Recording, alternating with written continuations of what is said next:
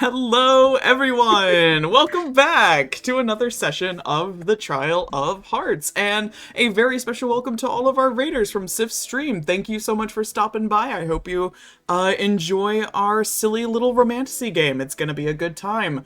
I am your humble host and DM, Maris Oram, and as per the usual, we are going to kick things off with a round of player introductions, starting with the man himself, Sif. I'm the man. Thank you, man. I'm Sif_VTuber. I do art. You could have seen it in my last stream, and I play games. You can see that Sunday. I'm back again as everybody's new favorite, lovely bird boy, who is going to be having a great time this session, right, DM? Absolutely. Always a good time. Nothing to be concerned about. And next up, we've got Lily. Hello, everyone. My name is... Sorry. Don't look at the Discord chat. Well, now I'm going to. Yeah. My name's Lily. I am an artist that draws a lot of D&D stuff, including a lot of stuff of Topaz recently. So if you like seeing art of this campaign, please go check out my socials on Tumblr and Blue Sky. I play a lot of D&D, including my own campaign, Mistwalker Spectrum of Eternity. It's a nice gay time in a post-apocalyptic, borderline grimdark. I don't know. It's hard to describe. But yeah, if you like more D&D with a lot of these gay beans, come on by. Yeah, sci-fi with a healthy dose of grimdark, I would say. It's an immaculate vibe. Highly recommend. No biased opinions here. Mistwalkers is great, so definitely check it out. And next up is Vesper. Hey, my name is Vesper, but tonight, instead of being a bat, I am being a disaster deer, who is totally not going to be somewhat responsible for the good time Grant is having.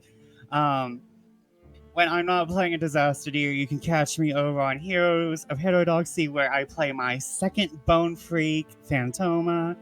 And tomorrow you can catch me in Comet Tales, where I will be playing Redacted. Redacted, my favorite character. But seriously, I'm so looking forward to that. We've been teasing this for so long, and now it's finally here. We finally get to play Comet Tales together, and it's going to be so much fun, and I'm very much looking forward to it. Yes, I can't wait for everyone to see the Blorbo. The Blorbo. And last but never least, we have Ares. Hello, I'm ArestheHarpy, a Harpy VTuber. I do art and stuff, and recently started back up on a campaign of my own, a horror fate core campaign where hunters fight things in the darkness. And I'm playing Luella, a fae politician who now has to dig Gwyn out of his bedrock deep hole. It'll be a Herculean effort, but so worth it. Thank you, everyone. We'll now dive in with our session recap. So first and foremost, the last time on the Trial of Hearts, we started with Gwyn. Gwyn awoke on his very first day of unemployment, and he was discovering the simple pleasures of sleeping in and taking his time to enjoy his morning tea with no orders or paperwork to occupy his thoughts. But alas, the quiet solitude did not last for long, as Damus approached him, wondering if he could spare a moment to train with him in the art of combat. With no fighting experience to speak of, Damus admitted his fears of inadequacy, that he was a liability to the party, and he hopes to be able to protect them, or at the very least himself, when the time comes. The two spent the morning bonding and training, and Gwyn offered Damus encouraging advice about facing his fears and eventually his master. Topaz consoled a pining Lapis, offering some retail therapy, and on their way out, they crossed paths with Oleander and Damus, who were also planning to do a little bit of shopping on their own. The four decided to go together, and they spent the better part of the day shopping and showing the city to a, pun intended, starry-eyed Damus. Topaz and Lapis absconded, with Damus dragging him to a tailor to fit him with some new clothes, and Oleander found himself with a rare moment alone. And he makes the most of it, seeking to procure some items in the less esteemed places in the city run by the Thieves Guild. While shopping in one of those hidden warehouses, Oleander bumps into his sister, Lycoris, the poison princess of the Thieves Guild, where she teased him relentlessly for not having checked in with the guild yet, despite being too busy with his new boyfriend to spare time for her and dear old dad. Despite their verbal sparring, Lycoris offered a gift to her dearly missed brother, a pair of daggers, saying that she knows they're about to get into trouble soon, so he should put them to good use.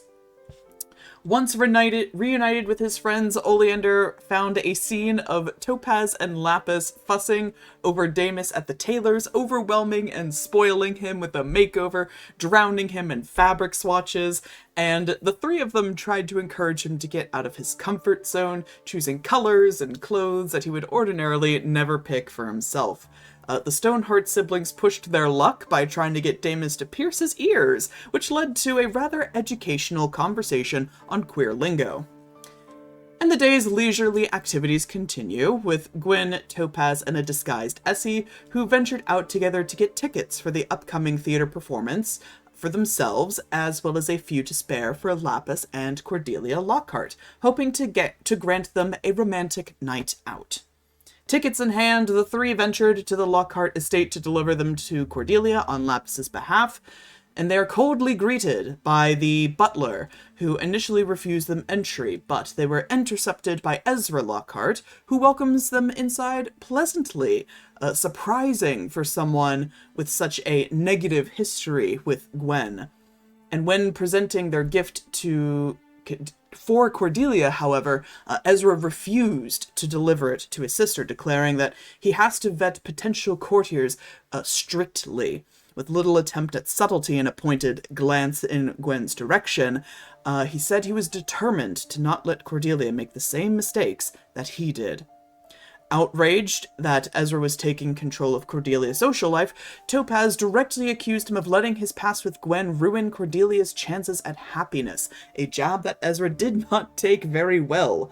Gwen finally chimed in, claiming that Lapis was partially responsible for him turning a new leaf, and even apologized for how he ended their relationship, hoping that Ezra too can change for the better once he lets go of their past. Ezra finally relented and promised to deliver the theater ticket to Cordelia. And finally, Gwen responded to Queen Calpurnia's summons, bringing Luella and Oleander in tow. They are received by the captain of the Royal Guard, Horace Fitzwilliam, before the Queen herself joined them. The three explained the truth behind Bastion's history, his treachery, and the potential danger he poses to Alto and Adora, as well as their potential involvement in the assassination attempt against Essie. Initially offended by their accusations, Calpurnia listened to their evidence and suspicions, seemingly coming around to the idea that things in the palace may not be what they seem. Spurned by her hesitancy to cause a public outcry, though, with this new knowledge, Gwyn gave an impassioned speech about his respect for her, how if they work together they can change the current corrupt system, because he cannot support the current monarchy. To which she asked candidly, now that he is no longer a captain under her command, what new title would Gwyn seek out for himself? And he was forthcoming, confirming her suspicions, that he would see himself as the new ruler of Wishbourne, one chosen and beloved by the people. Alas, his response was a little too honest about his ambitions, and Queen Calpurnia viewed him as a threat, ordering his immediate arrest. And that is where we pick things up. The same scene. The order for Gwen's arrest has just been given, and you see that Captain Fitzwilliam hesitates ever so slightly to make this arrest. His usual steely expression betrays him for just a flicker of a moment. The regret that he has to arrest someone that he has worked so closely with seems to weigh on him.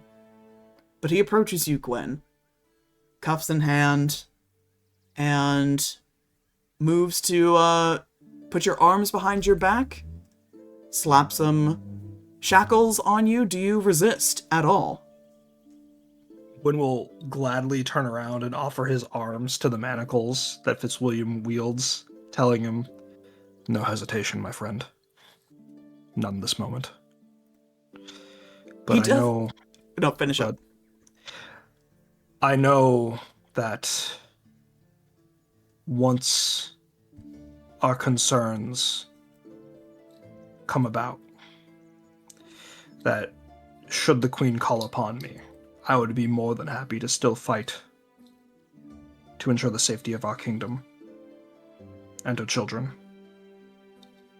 He doesn't say anything in this moment. He's very much trying... It seems he's very much trying to remain as impartial as possible, so he chooses not to respond at all, but you hear the click, click of the manacles closing around your wrists, and the Queen regards you at this last statement and gives a little scoff. "You speak of fighting for me, for the safety of my children, and yet you would usurp their rightful inheritance. How belligerently hypocritical of you, Captain Gwyn." I think...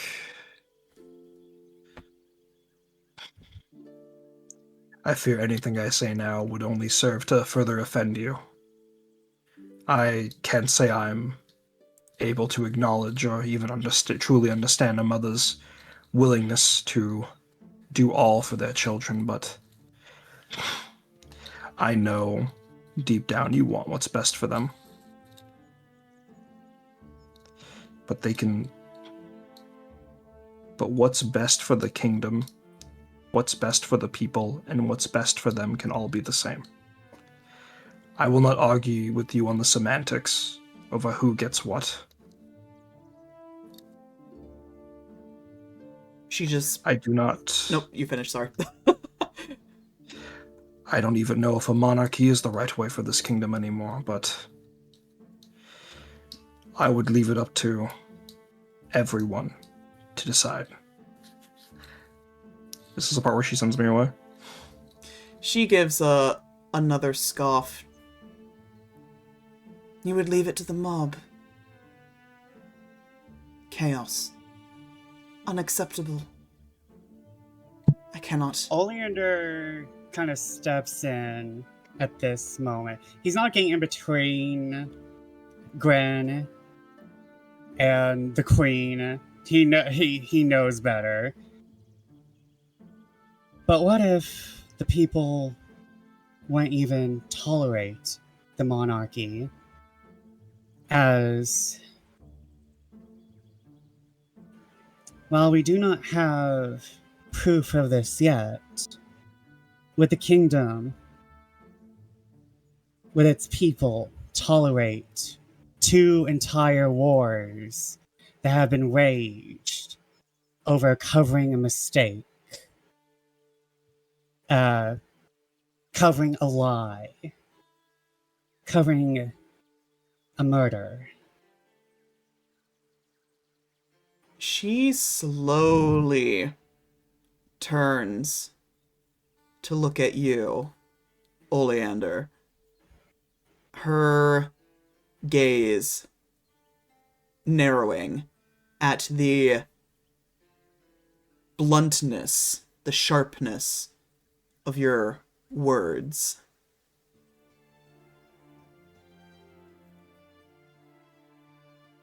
"What are you suggesting, Mr. Bloodthorne?" Oleander kind of straightens up, and he has like this he straightens up like very much a history teacher, very much there's something within him that's like becoming a mix of all that he is, and he's standing very straight, very respectable, as he kind of looks the Queen directly in the eye. "Your Highness, as you are rightfully aware, Prince Cyrus was murdered.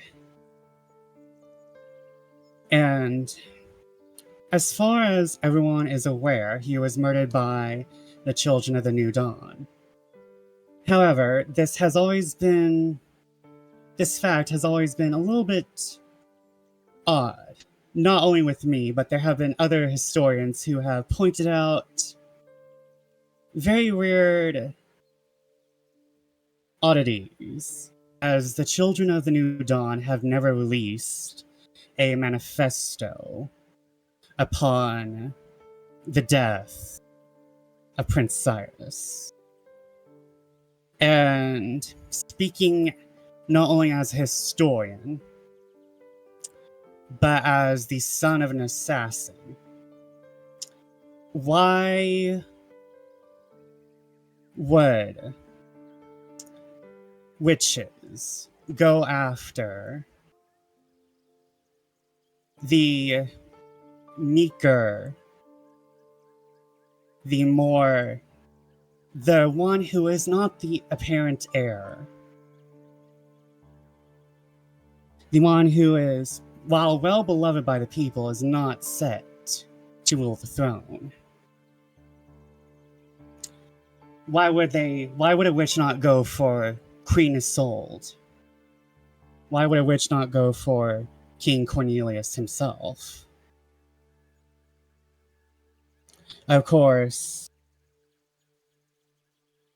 this is only speculation, but considering that if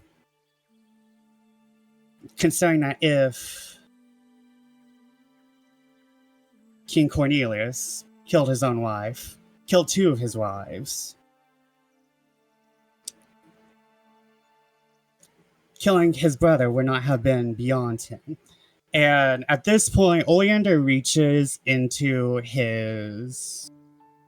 the book and brings out the piece of paper that Essie gave to him that is from Queen Isolde. Well, not from Queen Isolde, but from C to Queen Isolde. Now, of course, there is also this to take in. And he hands her the paper. Now, Prince Cyrus was also at the previous trial of hearts for Queen Isolde's heart. Now, we could believe this paper is from Cornelius, but there is no real reason for it. And I'm sorry, anxiety. You're good, you're popping off. And of course, there is a lot of history behind this idea, behind this speculation. Lots of what people would say, not really evidence, but repeated behaviors. Like, Cyrus was always seen with Queen Isolde. It was always Cyrus with Queen Isolde at all her charities. It was Cyrus with Queen Isolde while at the castle, while Cornelius was off doing what needed to be done. And not to mention, those who are in love with stars, those who have the heart of a star, are supposed to have eternal youth. And while we could say that the onslaught of stress from raging 2 wars, from dealing with a grieving wife, the death of his brother, a lay of curses upon him, that King Cornelius could have still aged. But the magic of a star's heart is supposed to be potent, more than anything else in the world. One could maybe call it the power of love. But let's just call it what it is. It's magic. It's There's a reason why alchemists say a philosopher's stone is just the heart of a star. But of course, it's hard to say that there is definitive proof of King Cornelius killing Prince Cyrus. One of my friends, a dearest mystery, that one. She suspects that King Cornelius wasn't evil to begin with, and that the jealousy and bitterness over Cyrus winning the heart of Queen Isolde was what jump-started this evil. And this has just been an ongoing ball. An ongoing snowballing effect. I personally don't ascribe to that and think that King Cornelius has been evil all along. But either way, Prince Cyrus was murdered.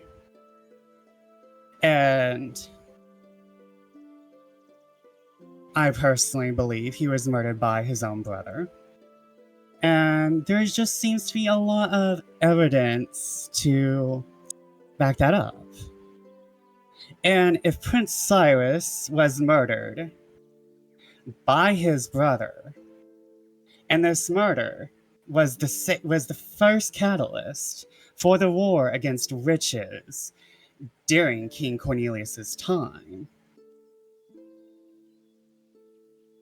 then we have waged one war against riches, which ended in the deaths of many citizens of Wishbourne. And we have had the second war to unite Wishbourne and smash out the rest of the witches. Instead of saying the slow integration of witches into society, which could have happened due to the Children of the Dawn's rather peaceful ways at the time. But At this point, she will lift a hand, signaling you to stop. And I want you to make an insight check on her. Oh, I failed. I shouldn't have said that.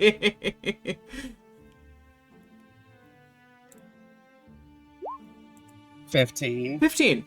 So, as you are relaying your evidence, making your case, particularly after you handed over what you presumed to be Prince Cyrus's note, and she looks over it, her usual steadfast demeanor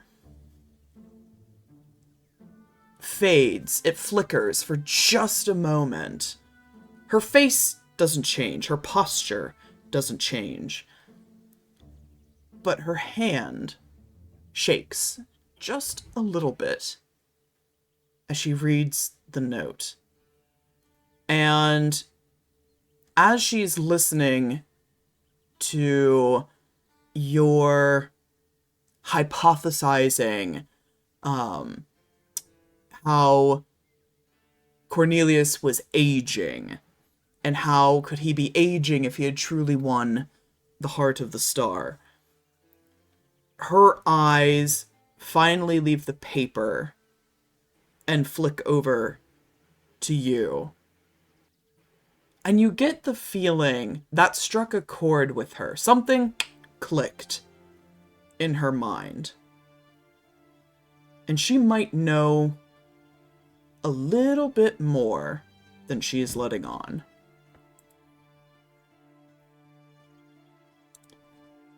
But she pauses your words,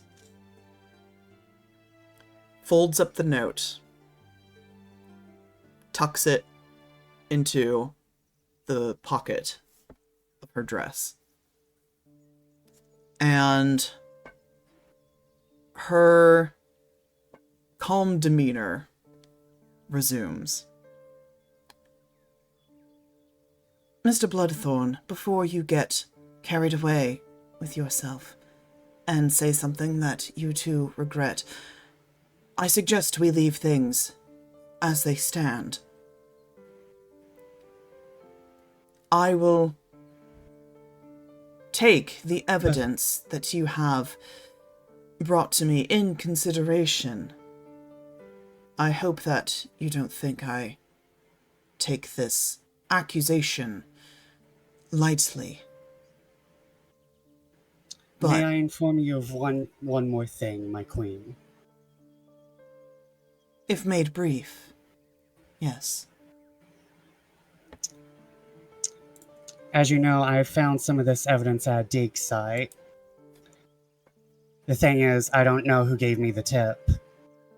A little child, homeless child we have on the streets is what gave me this tip.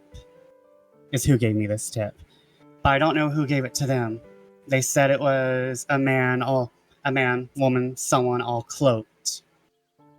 So I'm assuming there's several layers of people between me and this other person. And as you know, this happened months ago, as I need to fulfill all the paperwork and stuff. As an official archaeologist, I don't just go around digging up dead people, digging up tombs without permission. So there is someone else besides all of us who know, and they knew before everything else happened. Now, of course, how much they know, I don't know. But there is someone else who knew and sent me out. So we're not alone, but I'm not sure if they're friend or foe. I see. Then this indeed goes deeper than just your malcontent rabble.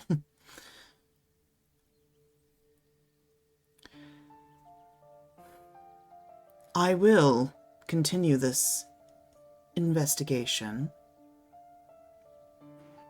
As for Gwyn, however, I cannot abide by what you say, what you have proclaimed, and the threat that you pose to my family.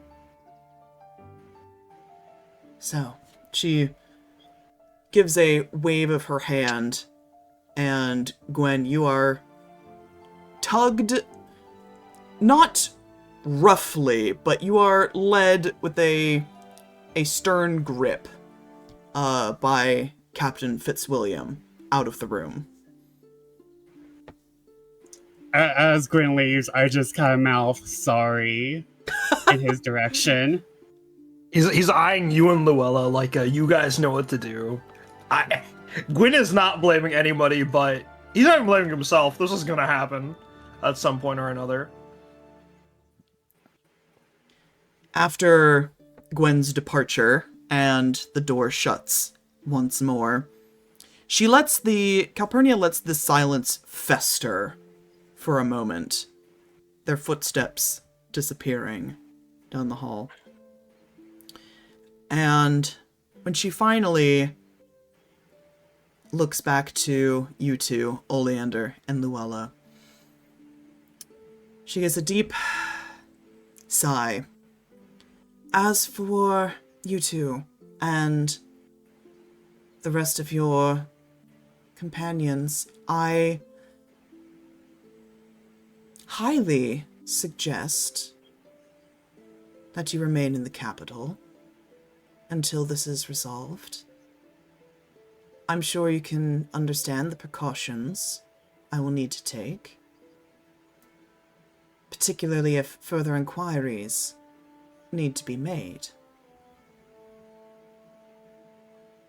I will let you go, but I will be keeping an eye on you. All of you.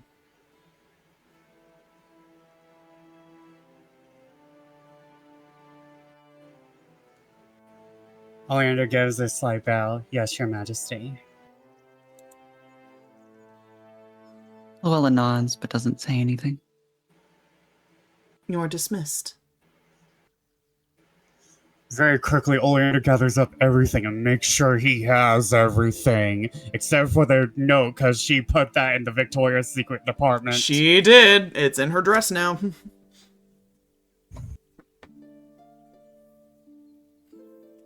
All right. Anything else you want to do while you are still in the palace or at the top of the spires? As Oleander is walking down with Luella, he goes, "Wow, that was stupid." I think before Luella would leave, she would be behind Oleander and then loiter in the room for just a moment. Sure.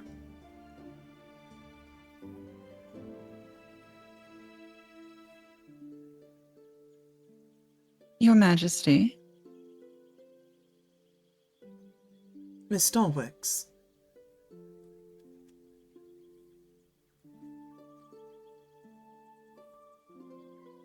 I just wish to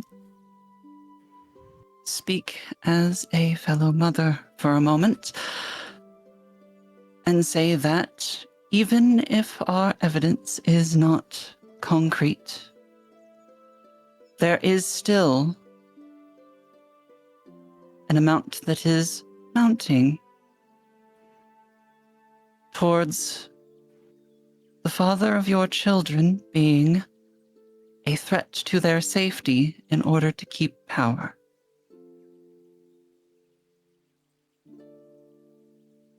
I simply ask that you do everything you can to ensure your children's safety. She bristles a little bit, but gives a curt nod of understanding and recognition. And you have this gut feeling, maybe it's a mother's intuition, that she is going to do just that. She will take your words to heart. And then Luella leaves. All right. And then on the way down to the that peony, was stupid.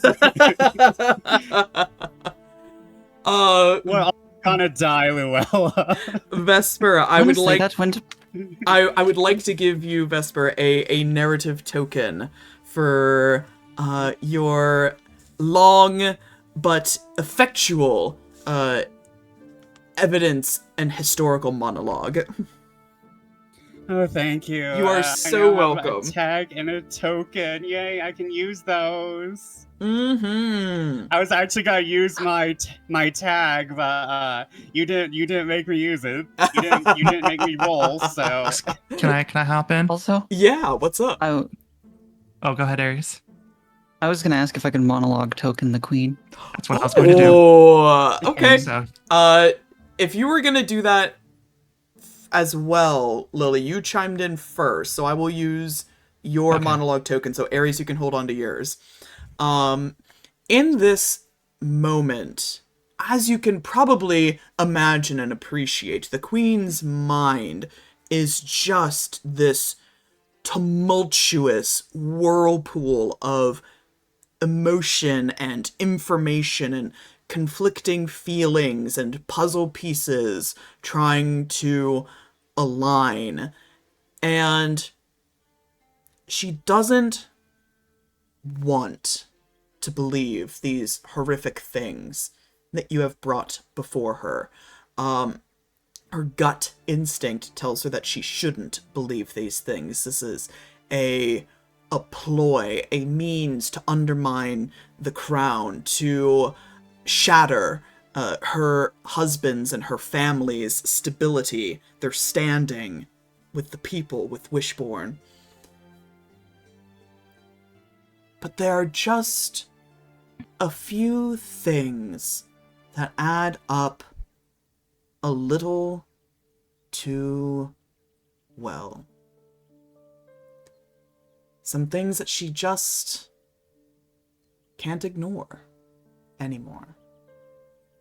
The frailty of her husband's health, for example. How he hides himself behind closed doors for weeks, months at a time. What could he be hiding? She starts to wonder.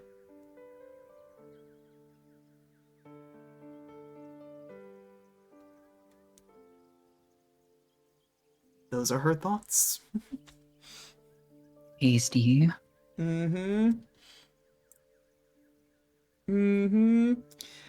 All right. Oleander and Luella, the two of you return back to the Blushing Peony without Gwyn. You arrive back at Diamond's house. You open the door, and as you walk back into the living room gathering space, you return to find Topaz and Essie crowding around Damus as Lapis is attempting to pierce his ear.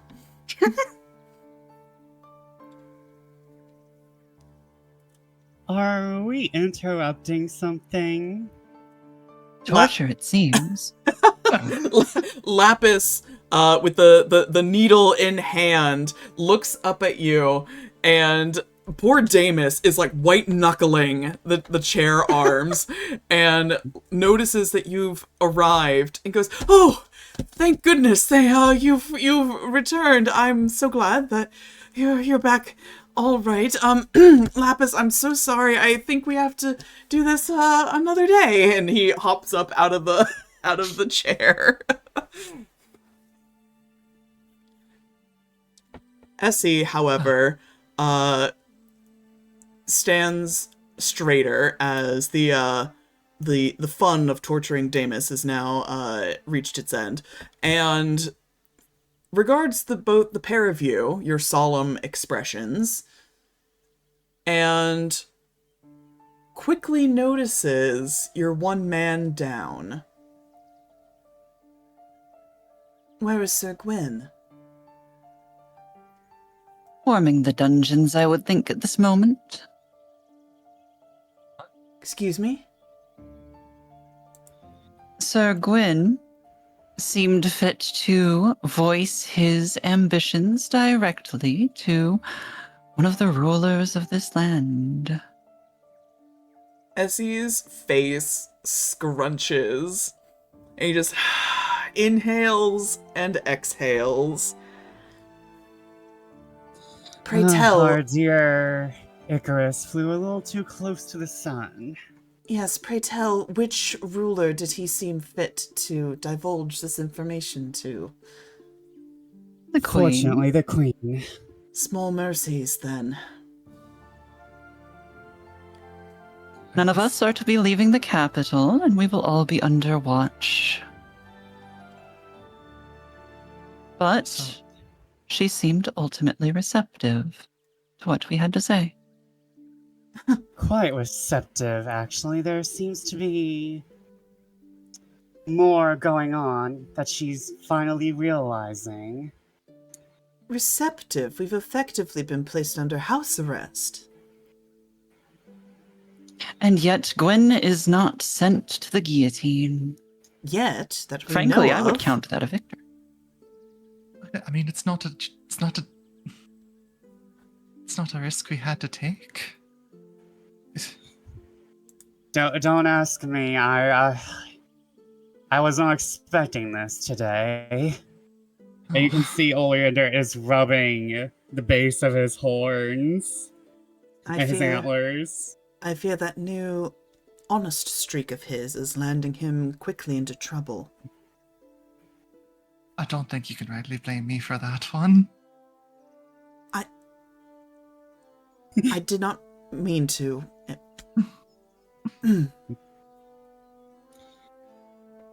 At least we can find lividity. And Oleander kind of like smiles and he immediately goes to find the brandy cart. It's perfect for day drinking right now. Oh, yeah. Diamond has a well-stocked selection of libations, for sure. So, is he there until further notice then? One would assume, at least until the Queen feels satisfied with the evidence that we have given and her own investigation. An internal she investigation of the palace against Indeed. the king. Forgive I me don't if I like don't it feel. myself. Yes, forgive me if I don't feel too confident in her word. Why would she She does try seem. Continue. I Sorry. was to say, I mean, if she finds something, it would ruin her children. So I don't see her much acting upon it. That will be why she acts upon it. You seem very. Because to leave things Go ahead. as they are is the greatest danger to them. You seem very confident. There's one thing she seemed particularly receptive to. It was the note between Cyrus and Isolde. I don't know why. But I think that was what particularly rang with her. If I'm having a guess. She definitely knows more than she's letting on, or at least subconsciously.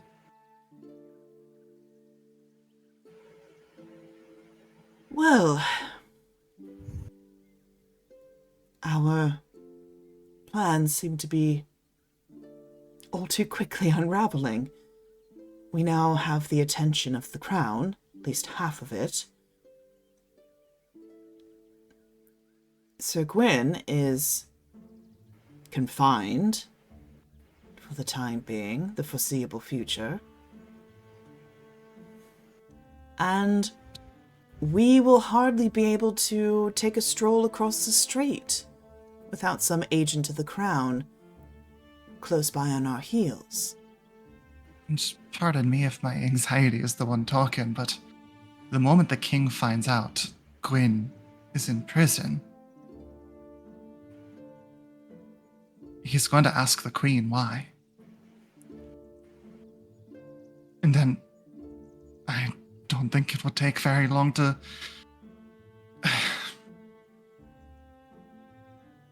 for things to escalate.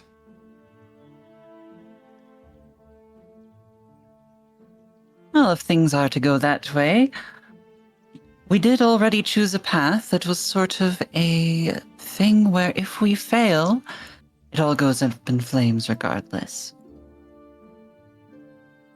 Indeed. I do not take the situation lightly, and of course, I am deeply concerned about Sir Gwyn, but we must look to ourselves first. If the rest of us go down this whole operation stops. And now they know where we are. So what's to be done?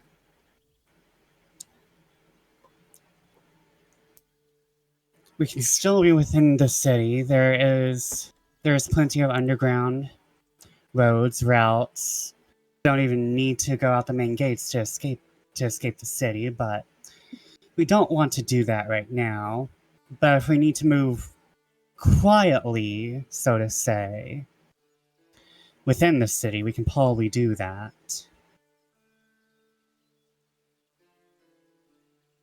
I imagine you of all people would have those sorts of ins and outs. Yes, there is. And Oleander kind of like looks around, like he can see the city around him. And he kind of looks northwest. There's a house, blue, That is one of our ways underground.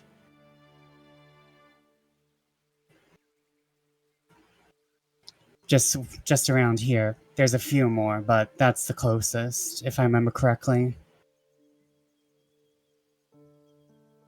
It would work. It would give us a place to convene and speak privately. We can't disappear, unfortunately. They would find that suspicious, I imagine. But perhaps it might be best if we do not impose too much upon our current gracious host.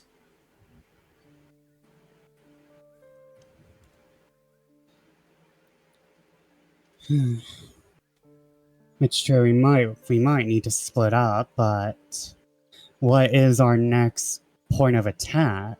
What is our next plan? I don't think we can let Gwyn stay in there. Certainly not. I can work on that, just once I know the exact dungeons he's in. I could throw him in the world dungeons, but that's a little bit harder to get in and out of. Hopefully they have an in-between, because they tend to change jails if something is going to happen. I don't think that freeing Gwyn in this manner would be our best option. What would be our best option, then? Think of what our next step in our plan is to rouse the people, yes? It was to talk about the show. To talk about its historical inaccuracies and get a true star to speak on the matter. As he blinks a little bit, you can see the wheels in his head turning. And he turns to you, Topaz. Topaz, do you remember what I said earlier this afternoon when we bought the tickets for the show? I had said, it's a shame you just can't give the theatre more money so they don't have to put on that awful play. I had said it in jest. But now I wonder if it could be a play. A ploy of a play. Like we could Steal the show. Why write reviews about the show and wait for the papers to circulate, when the show could be the message?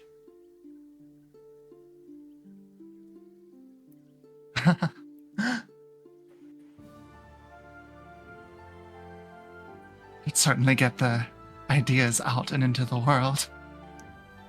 And we would need to keep the first act quite as it was.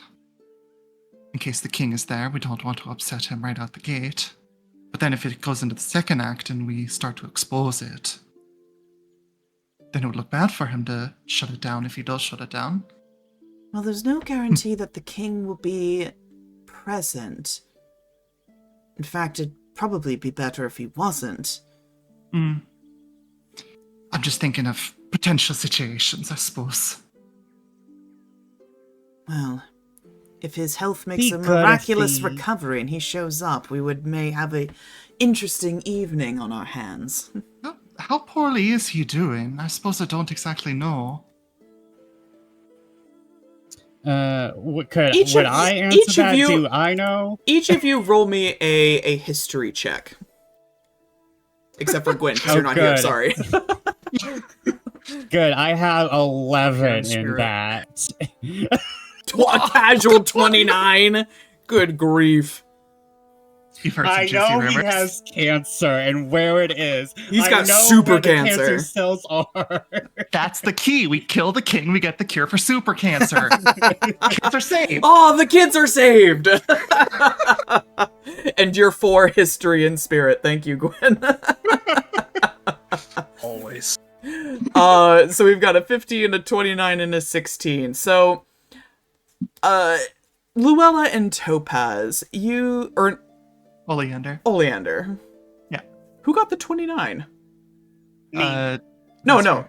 Oh, sorry. You were looking at the insight. I was looking at roll the insight. The earlier. 15 was the insight. 29 and Topaz. You haven't rolled yet. Oh. I just thought I wouldn't know it because I asked the question. I mean, okay, apparently I know. you also know the cure for super cancer. This is casual nat 20, right when I need it. and not Oh later my in this- god. All right, so here's the thing. Different rumors have been circulating about the king's health. It is known that it's been months since he's last made any semblance of a public appearance. And the last one that he did was brief. He gave some, oration, at some, public event, waved his hand, and that was really about it. He kind of just showed up, said his thing, and left. People, commented about the brevity of it, but for Oleander and Topaz, the both of you recall that the king was dressed unseasonably warm. Like he was wearing lots of layers, covering a lot of skin. He was wearing gloves and, high-necked shirts. A very broad-brimmed hat to, shield his face from the sun. Last year's colors. Yeah, and it was just very peculiar to people. But I will say that Topaz, with your nat 20, even though you were the one who sort of asked the question out loud, you had heard some sort of rumor. You can't quite place it. Maybe your dad or your mom had been talking about it, but they had been discussing that the king's health has been poorly for some time, to the point that even the last appearance that he made was surprising to people. People have gotten very used to Calpurnia making the public appearances, the orations, the speeches, the all of the crown's PR. That has been her domain. Right.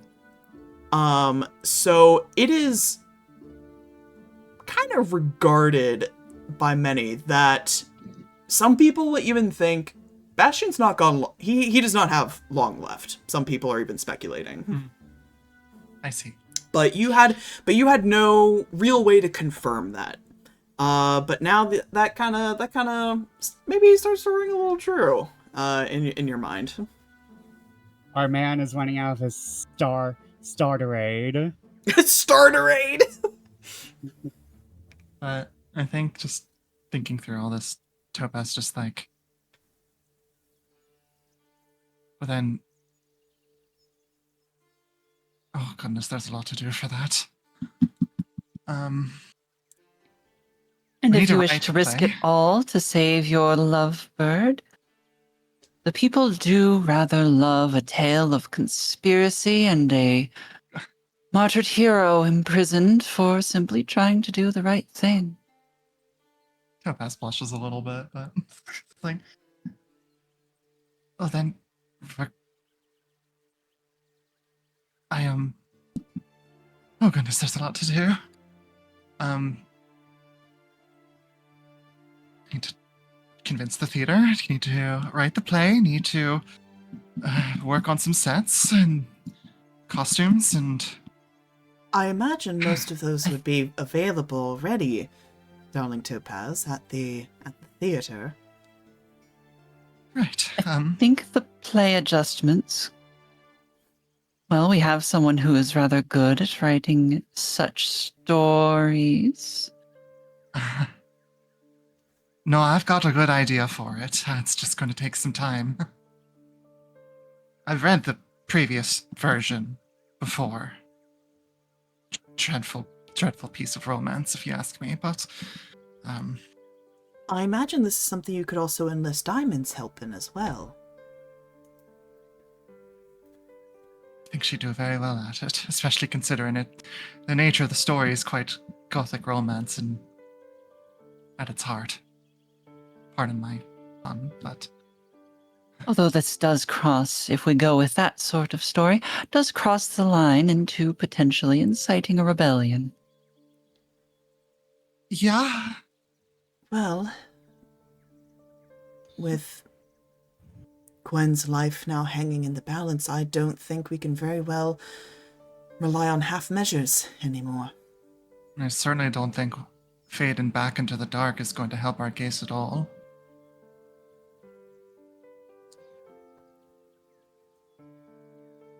So, it seems... From the frying pan into the fire. Quite so. Then... Oleander...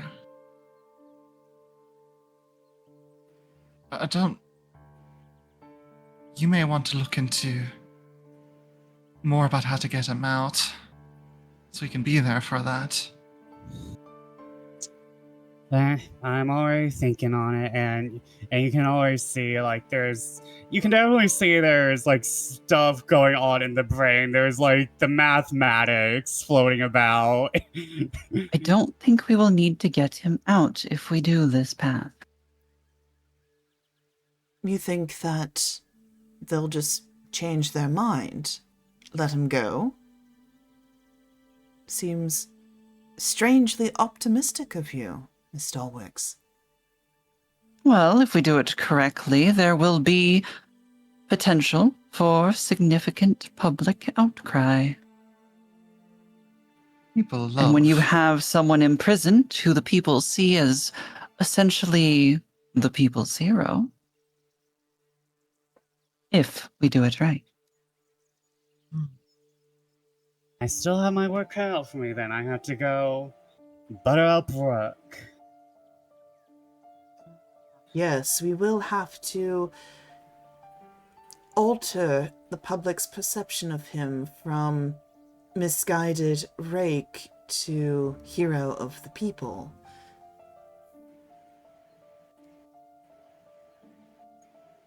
Or at least put out so much other rumors, people will have zero interest. If they don't release him, though, it puts him in all the more danger. The king would likely execute him on the spot. Best to have it up the sleeve at least. A contingency plan, then, perhaps.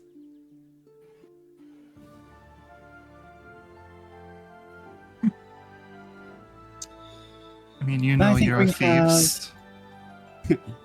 And you potentially are looking for other allies.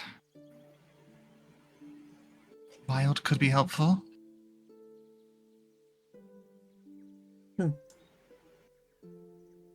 I imagine, in a quest to topple the king from his throne, a pirate would be a good friend to have.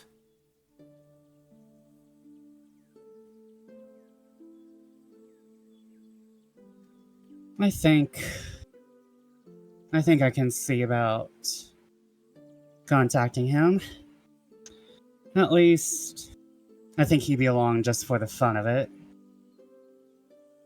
Sure, he'd like to tease Gwyn, too.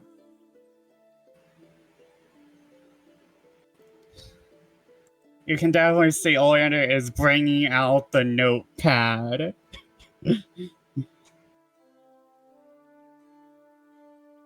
So,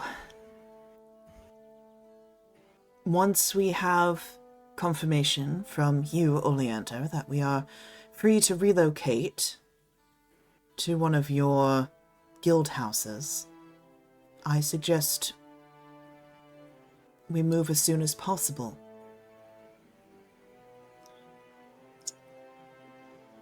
I think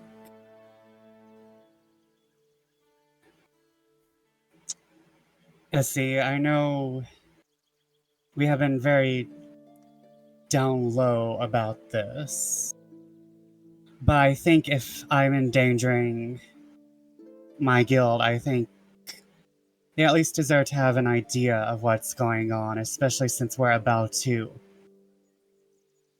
blow this up to the entire world.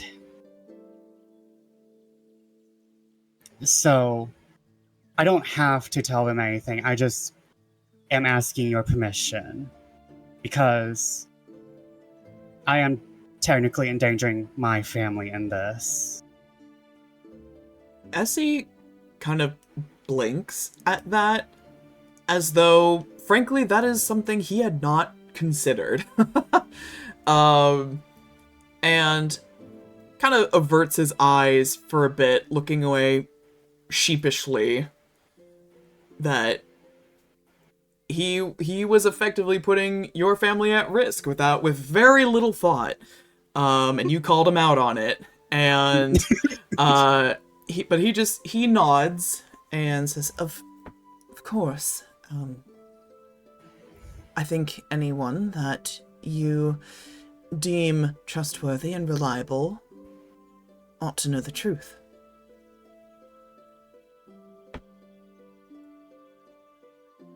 I will tell my brother and sister. We don't need to tell the whole guild. They're going to learn eventually. But we'll keep it to my brother, sister, and father for the moment. And he reaches forward and ruffles Essie's hair a little. He gets a bright pink flush to his face as you do that. But he lets you ruffle his hair, but as soon as you pull away, he primps and gets it back in order. And Can I add one thing? yes. Just imagine Topaz turning around to Lapis and just say, I think I'm gonna ruin your date. Oh no. Oh no. Lapis, who is, as ever, whenever y'all talk conspiracy, is very quiet, just listening to all of this. And her face is just ghostly pale. Like, all of the color has just drained from her face. And she looks to you and goes, I don't think my date is much of a concern right now. I mean, you're still welcome to come. I just think it probably is going to be a bit of a spicy one. Maybe she's into that. It could be good. If she's not into rebellion, is she even worth it?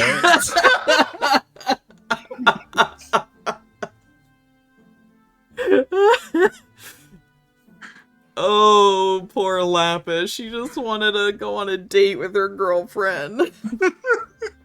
I'm so sorry, girl. Ugh. Can't even have one night without y'all shenanigans just mucking it up. I'm so sorry, Lapis. Your heart's in the right place, though. Yeah. All right. Anything else that any of you wish to discuss in this moment? I think Topaz is just gonna go up and just start to get ready to write a fucking play in a day. You have, for clarification, you do have 3 days until opening night. So which is not a lot of time, but it is time. So, Whatever it is that y'all plan to do, I suggest you do so expeditiously. I think Topaz is probably going to work overnight because the actors will need time to learn the new script. Mm-hmm. Also true. So, yeah, it's time. Oleander kind of like leaves a little note that says basically, if you need muscle or anything, any need of rogues, just poke me. I'll get people on it. He basically leaves that on the door, like gives a little nod, then leaves, and goes on to. He's gonna make a little stop on the way before Man Volumes because we have bullshit to deal with now.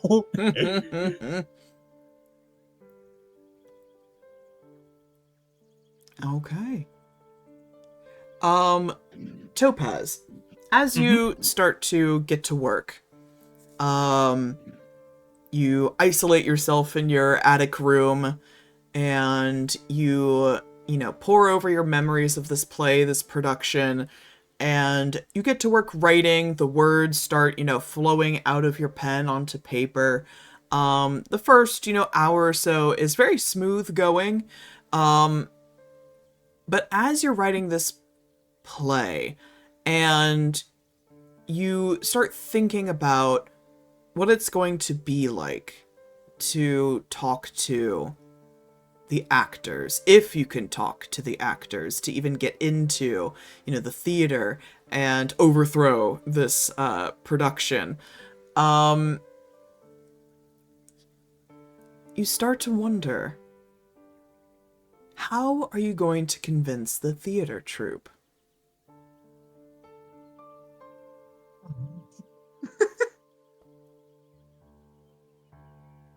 I think she kind of in this moment pauses, thinks for a second, thinks about her own situation of just okay, well, I'm not an experienced director. I have no pedigree of this other than just reading a lot of romance. I do have a lot of money. Probably not enough money. Just the anxiety of it just starts to overtake them a little bit. And he's just I've never been able to convince my father of anything remotely in this realm.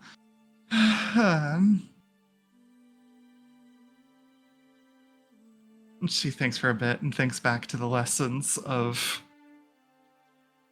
his father and how he took them along for business deals as exposure therapy as well as just for lessons, and just goes through that and just kind of just buries their face in the book again.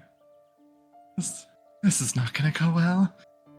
And stands up and goes to find Luella.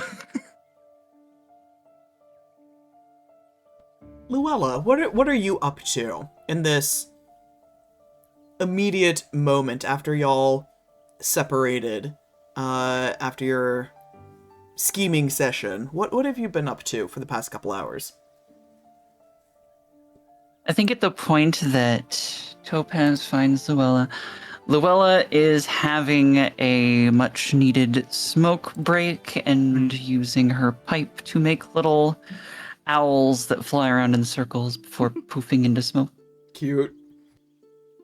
I think Topaz would see her walk up and pull out his own pipe. Fun harkening back to their first conversation. And just say, I forgot my light, if you don't mind. Luella offers. Are there lighters in this? Yes, at this something. point? You're magic. You're magic. You pulls out can, a- yeah. Pulls out a Bic lighter and A big light. I feel like Luella would have one of those rope lighters. Yeah. And just lights your pipe for you.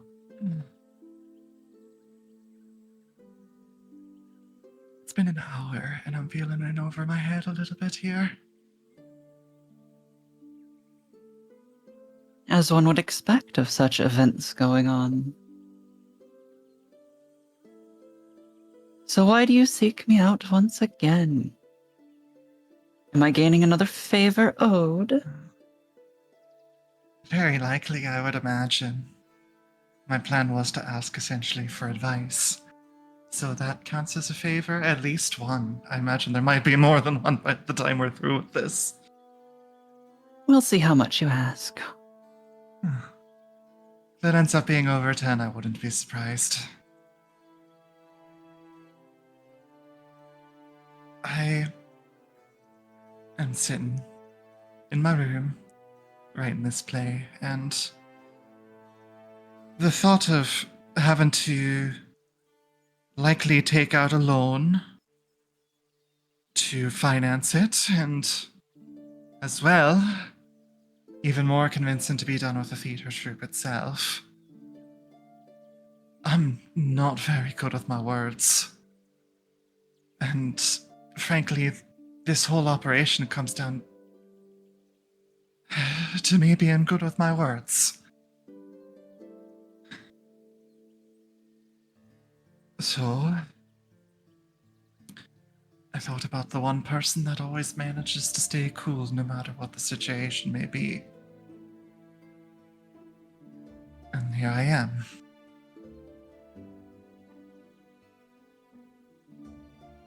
And so,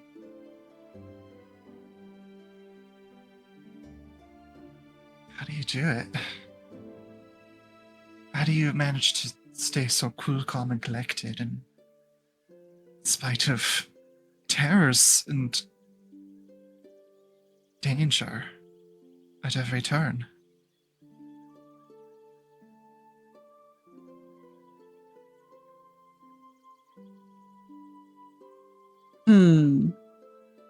Takes a long drag.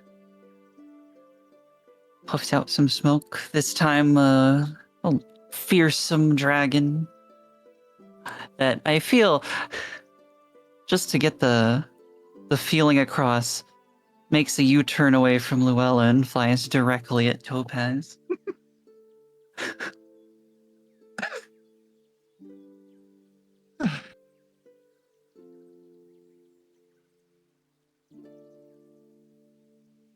When there's something terrifying before you, what is likely to happen should you panic?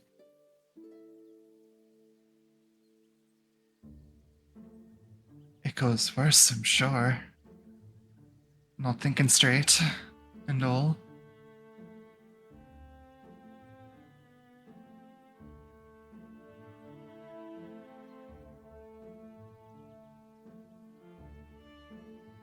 So, if you are panicked, it gets worse. If you are calm and collected, what does that do to the outcome? It certainly raises its chance of success. Being able to stand there and think through the situation and be able to find the right choices, the right words. And if it were to go wrong despite your best efforts?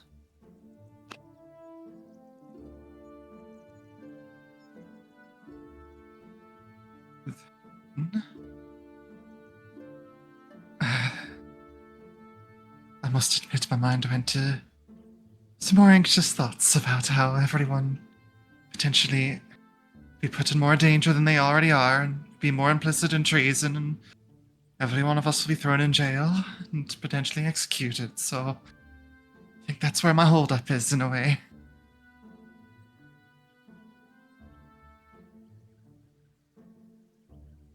Then my best advice is to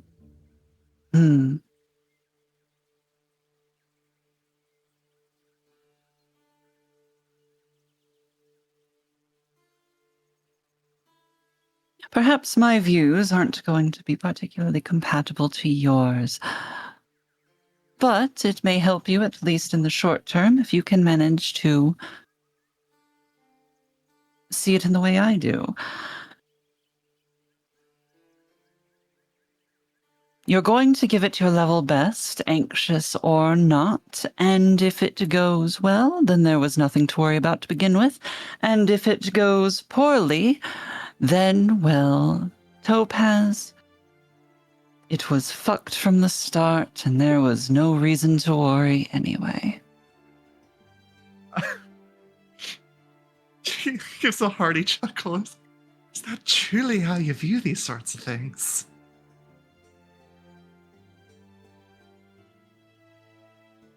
To a certain degree, perhaps with slightly more nuance, but at the very least, what we are doing now boils down to more or less that.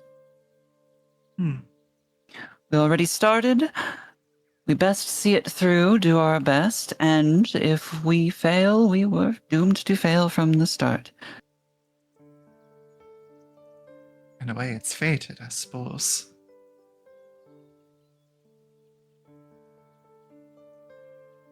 Fate will have me to say the right words, or they won't. And if I say the wrong words, maybe I can just say I'll give you 10,000 more gold, and then we'll be good from there. That might work too.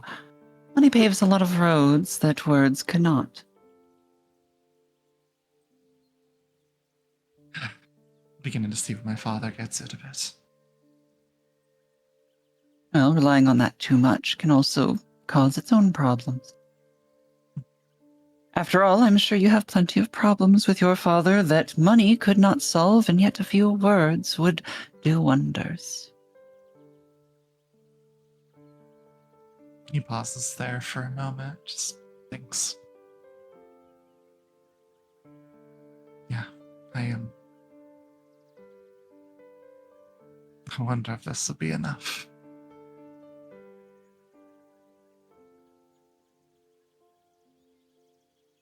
Enough for what, dear Topaz? Don't think there's many people I've talked to about this, but it's just the way my father is. We don't.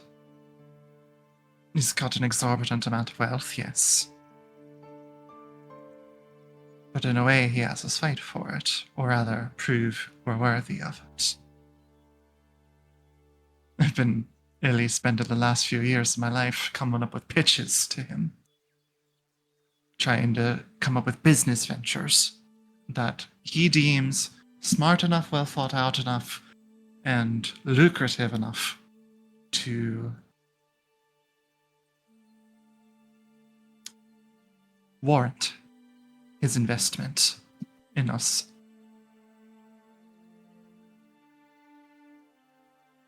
So Luella is making a very sour face.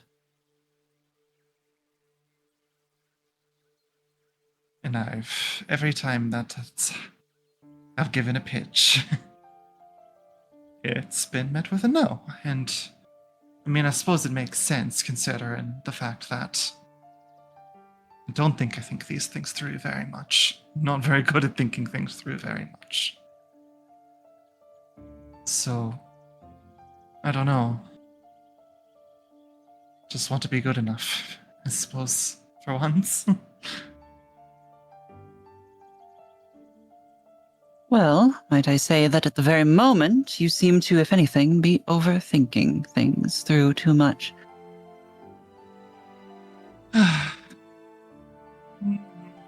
That does happen all the time, yes. So perhaps that is more the issue, but regardless, it sounds less like you have a parent in your father and more so an investor.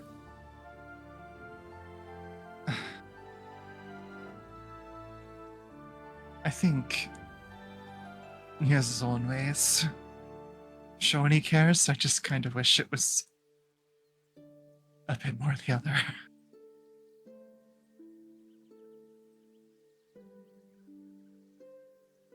He's a busy man, after all. He's not like he can spend time with every one of the many children.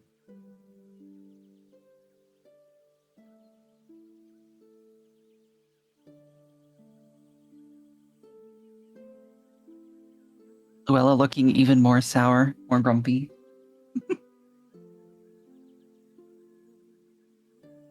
But I do appreciate the words. I think overall what I'm taking is just believe that I'm saying the right things and getting my point across. It's the best I can do.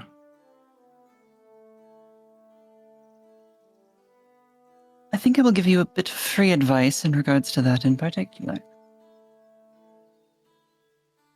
By all means. Topaz, you are very honest and headstrong.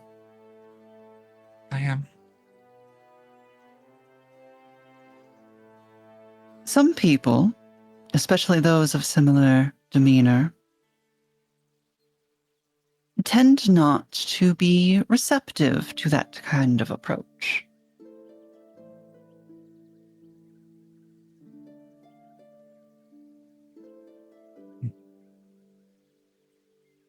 Sometimes it is better to guide than to push.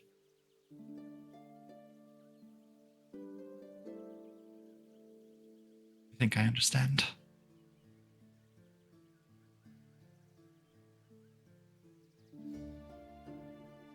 Oh, goodness, now I have to write out not only the play, but also try and draft a speech.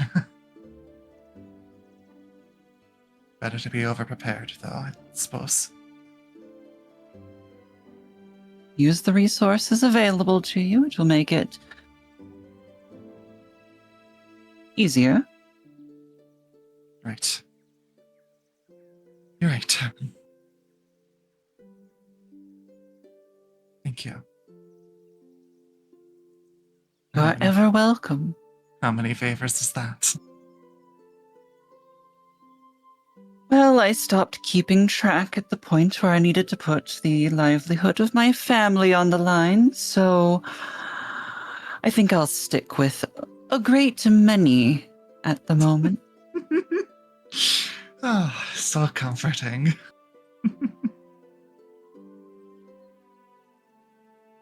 Don't worry, I will come to collect my debt soon enough, I'm sure. I'm sure you will. Whether or not you ruin everything that we've come to accomplish, I'm sure that won't come to pass. I'd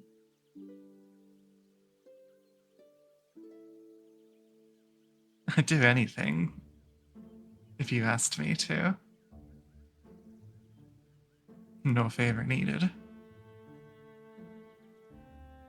That's a dangerous thing to say to someone such as I. That's fine. It doesn't bother me.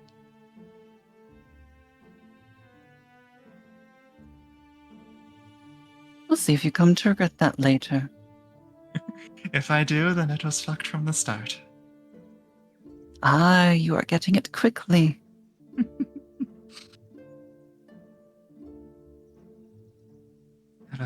Have a pleasant night, Luella. Oh, I assure you I shall not. Best of luck. She chuckles and just says, "We're all fucked in some way, shape, or form, no matter which way this goes." Never has anyone said anything more true. Topaz will walk off. All right. Topaz, you go back to your writing. Luella, you enjoy the last few embers of your pipe.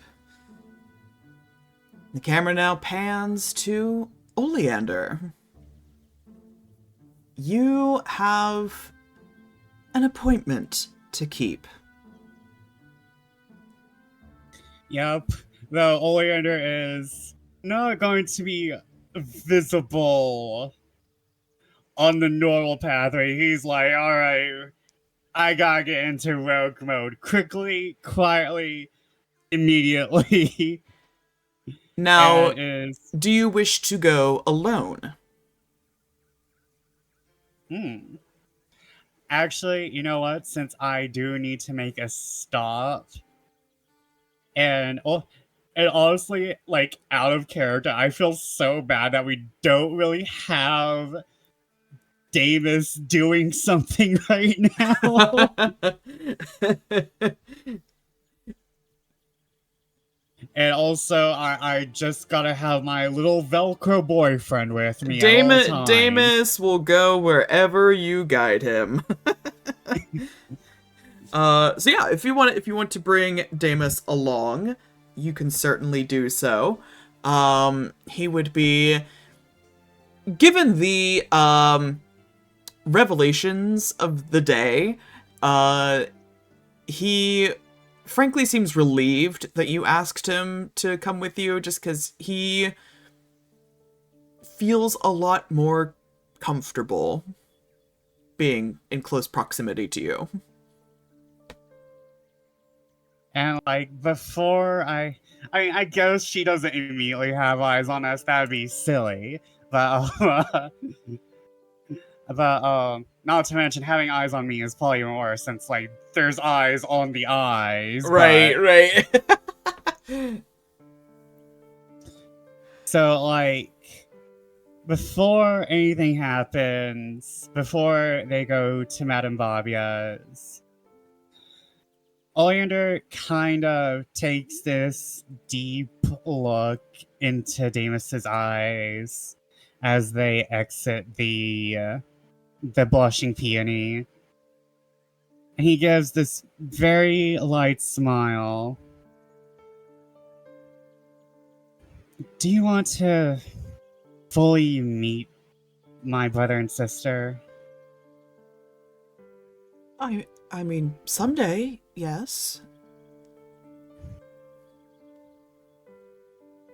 I think with what's happening, we need the full force of what's happening, so follow me.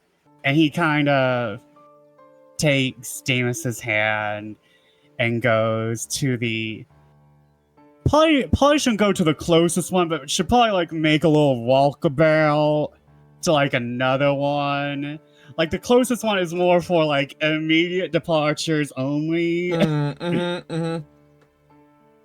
So like they're gonna take a little walkabout to another one, and like he's gonna do the entire secret code thing. It's swordfish. Yeah, And knock thrice, give the password, blah blah blah. and he's like watching Damus throughout this entire process. Like Oleander doesn't always want to be a rogue, but he kind of enjoys the look of people's eyes when they're like experiencing something. Yeah, Damus, you know, he's not a worldly individual, but he is an imaginative one, and he is kind of intrigued. He's clearly, his interest is piqued by the show of secrecy. Like this, you know, this truly is like what he imagined being a part of the Thieves Guild would be like. So he's very interested, eyes sparkling with the ideas of, you know, adventure in a contained sense. And like Oleander kind of like goes, looks around, finds the highest person, and is like, Angel.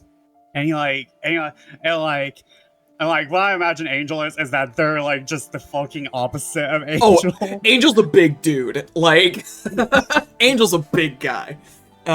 Turns around, looks at you, notices you, doesn't say anything. Angel is a man of few words, but just gives you a nod of recognition. Plague won't happen to be around, would he? I need to speak with him. I'm assuming Lycris is just going to show up at one point. Angel gives a quirk of a smile, and gives a nod over his shoulder in the direction down the hall towards Plague's usual room that he resides in.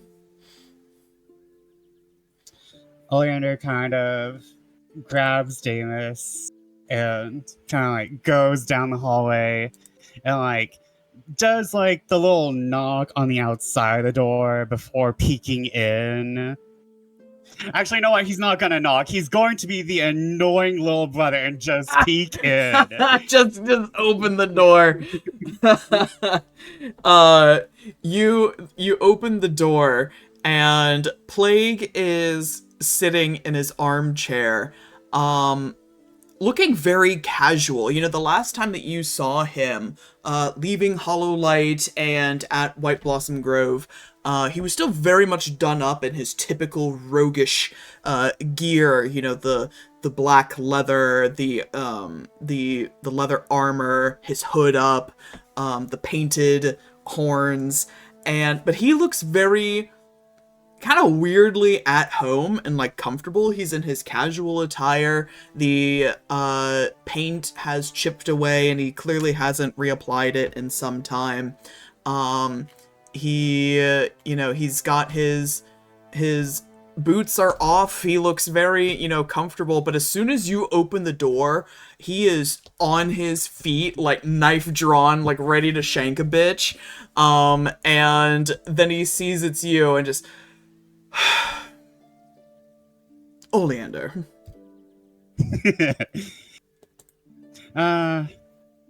I would deserve the stabbing you gave me, honestly. No, I should have known better. Oleander gives this little devious grin. It's like, this has happened before. Oleander has been stabbed by Plague before on accident. It has happened. Canon event, laughing while being stabbed. Damus, is sticking as ever close to your side, but he kind of peers around your deer equivalent of shoulders, and takes a look at Plague and gives a awkward little wave to him. And Plague regards Damus, looks up to you. I was wondering when this would happen. We have multiple things happening, unfortunately. Lycaris. She literally drops from the ceiling. Yes, you called? Not surprising. Oleander gives this smile, and first off, the good news. Let me introduce you both officially to Damus. Damus, this is my sister Lycaris and my brother. And Oleander takes a second because he's not sure whether to go with the real name or the fake name. But then he decides, yeah, real name. And this is my brother, Adamus. Plague will give as much of a polite smile as he can, because he's a very straight-laced and straight-faced guy. Smiling looks weird on him. But he does his best at a attempt at a polite smile, and gives extends a hand to shake it, if Damus takes it. And he does with, some hesitation, shakes, Plague's hand, and returns the smile. It's nice to finally meet you in person. It's nice to meet you too. And Lycaris barges between the two of them. Oh, he's even cuter up close. And she gets all up in Damus's grill and starts poking and prodding him. He's a sturdy build. I think he'll last a while. Oleander's jaw drops and is don't be saying things like that. What? I mean, if he's gonna stick around, he runs the risk of, being a test subject, so... Oh, Why? What were you wait, thinking no. of? Damus goes beet red. Oleander hides his face because, of course she was talking about being a test subject. She wasn't talking about that, I think, but now we can't avoid that. She gives you the smuggest, kitty face, shit-eating grin.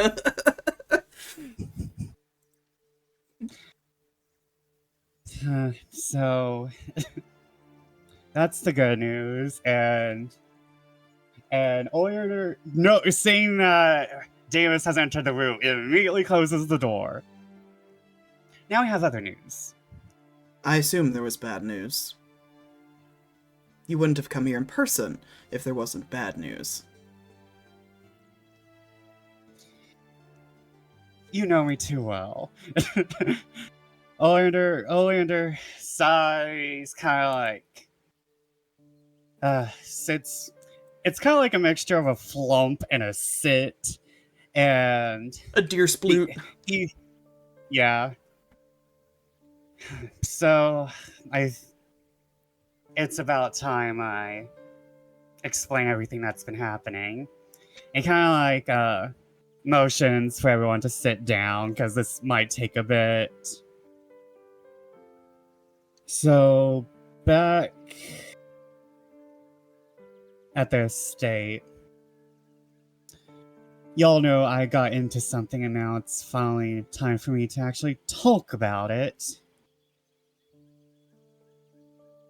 And Oleander kind of like pauses because there's too much going on. Yeah, there is so much to relay to your family, and if you want to say for the sake of expediency, you go through the whole kit and caboodle. I don't know how much you plan on divulging to them, if you want to do everything, but or just the bare minimum, like here's the deal with Bastion / Cornelius. How much do you want to relay to them? The whole kit and caboodle. You got it. Basically. So the more that you talk, and Damus will chime in once in a while to corroborate your story, particularly his bits with the Sage Cassian, whenever that fits in. Plague is still the whole time. He has sort of mastered the art of not giving anything away. Lycaris, however, is a very expressive person, and her face and body language goes from shock to awe to, oh my god, this is the juiciest piece of gossip / history that I've ever heard in my life, to, oh my god, what the fuck did my brother get himself into? This is so much bigger than him, this is so much bigger than us, this is something she's never had to experience, never thought she would ever have to experience. This is a girl who did not ever think she would be living through a historical event. So, by the end of your spiel, she looks uncharacteristically nervous. Chewing her nails and doing a little bit of rocking as she sits cross-legged on Plague's bed.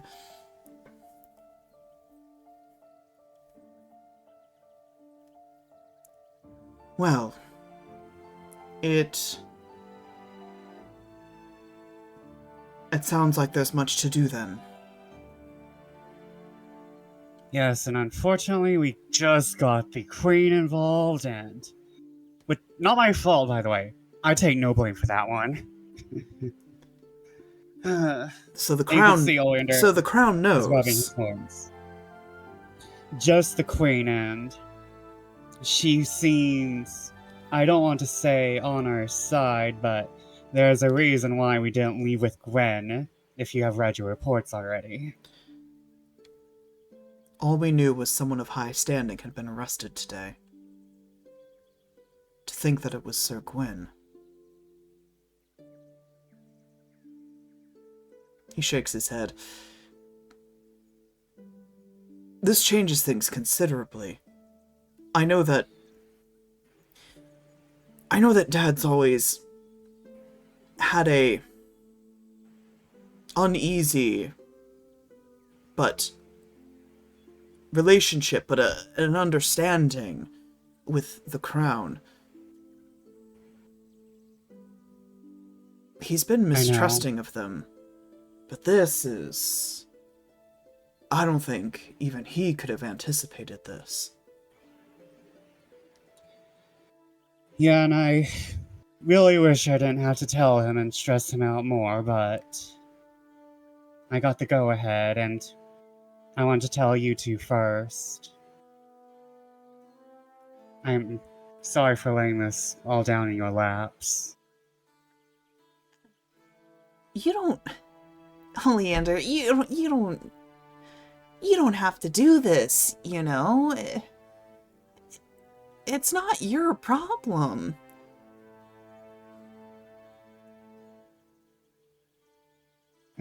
You could just... Oleander, go. You could just stay here. You could just wait for this all to blow over.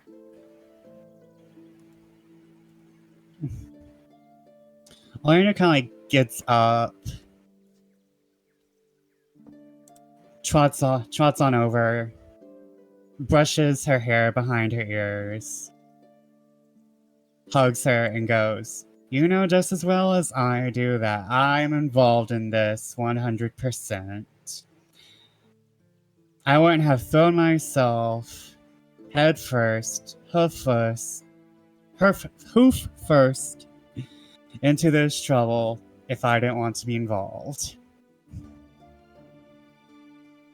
She glowers a little bit, but she leans forward into your hug. Just goes, "Yeah, 'cause you're..." She sniffles a little. "'Cause you're really stupid." Trust me, I have only felt stupider today. I think what Lycris means to say is... we are here to help you if you need us. And that's just what we need. Because we're about to do something even stupider. And he lets go of Lycris and has this stupid little smirk on his face and is like, "We're going to tell everyone everything."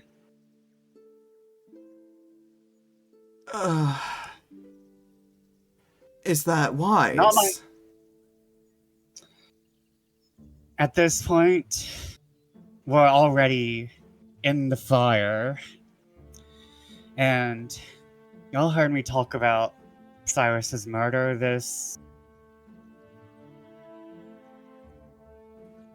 If it doesn't happen now, when is it going to happen? 10 or so years down the road? Whenever I end up... If the Queen decides she doesn't like me, whenever I end up in jail and Dad's like, "You know what, fuck her in particular," and just releases everything we've told him. We have the now. I'm usually about the past, but the past is telling us we have the now. Something has been working towards this. We have SC. We have all these players. And I have you guys. One of the world's smartest alchemists and one of the world's best assassins. Plague will look over to Damus at this point. And what about you? You're just going to go along with all of this? And Damus sits up a little straighter and folds his hands in his lap.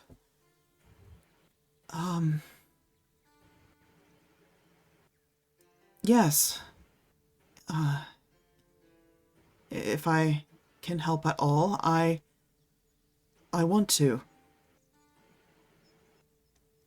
I spent a lot of time of my life waiting for things to change. And it's only now that, with the help of my friends, that waiting doesn't do anybody any good. And if Oleander thinks now is the time to act, then I think we should.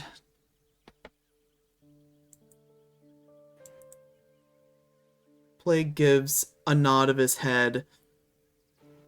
Lycoris wipes the stubborn remaining few tears from the corners of her eyes and looks at you and goes,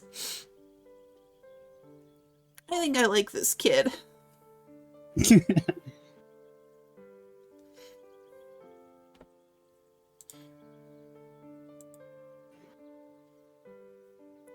Good, because I think he needs someone to learn some alchemy from that isn't an old man. Her eyes get the familiar sparkle back into them. An alchemist, you say?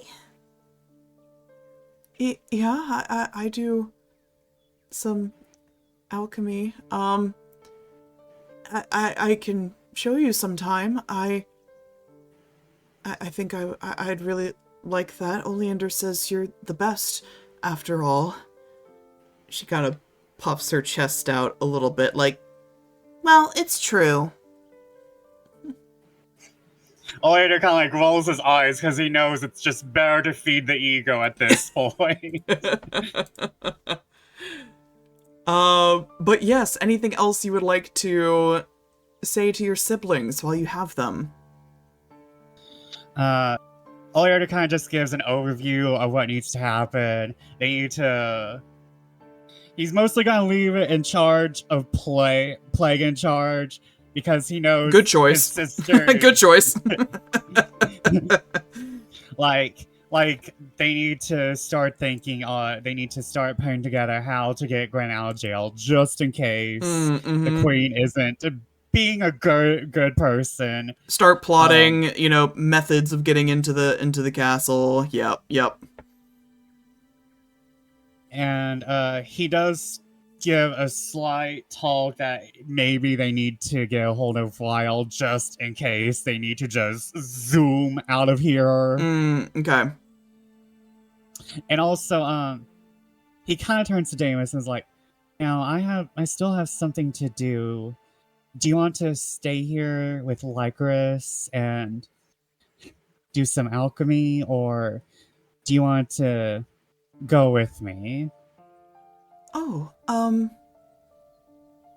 he kind of looks over at Lycoris, who waves at him with a big, feral, toothy smile, and he looks back at you, and you can tell he really wants to just go with you and, stick with what's familiar, but he's opting to be a little brave tonight.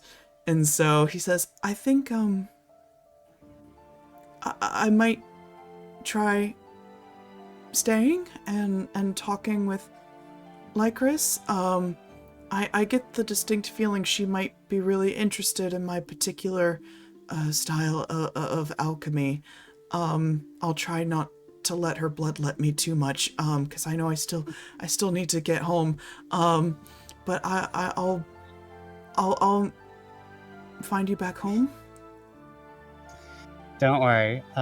Well, I'm sure Plague or Lycris will have someone walk you home. And if not, I can come back and walk you home.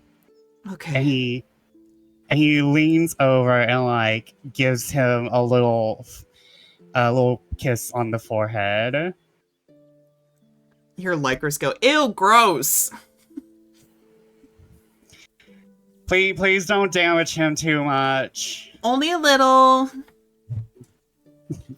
But yeah, I'm entrusting his safety to you. for better or worse, you leave Damus in Lycaris's hands. That boy's coming back drained of like 90% of his blood. Yeah, he'll be anemic when you come back to fetch him.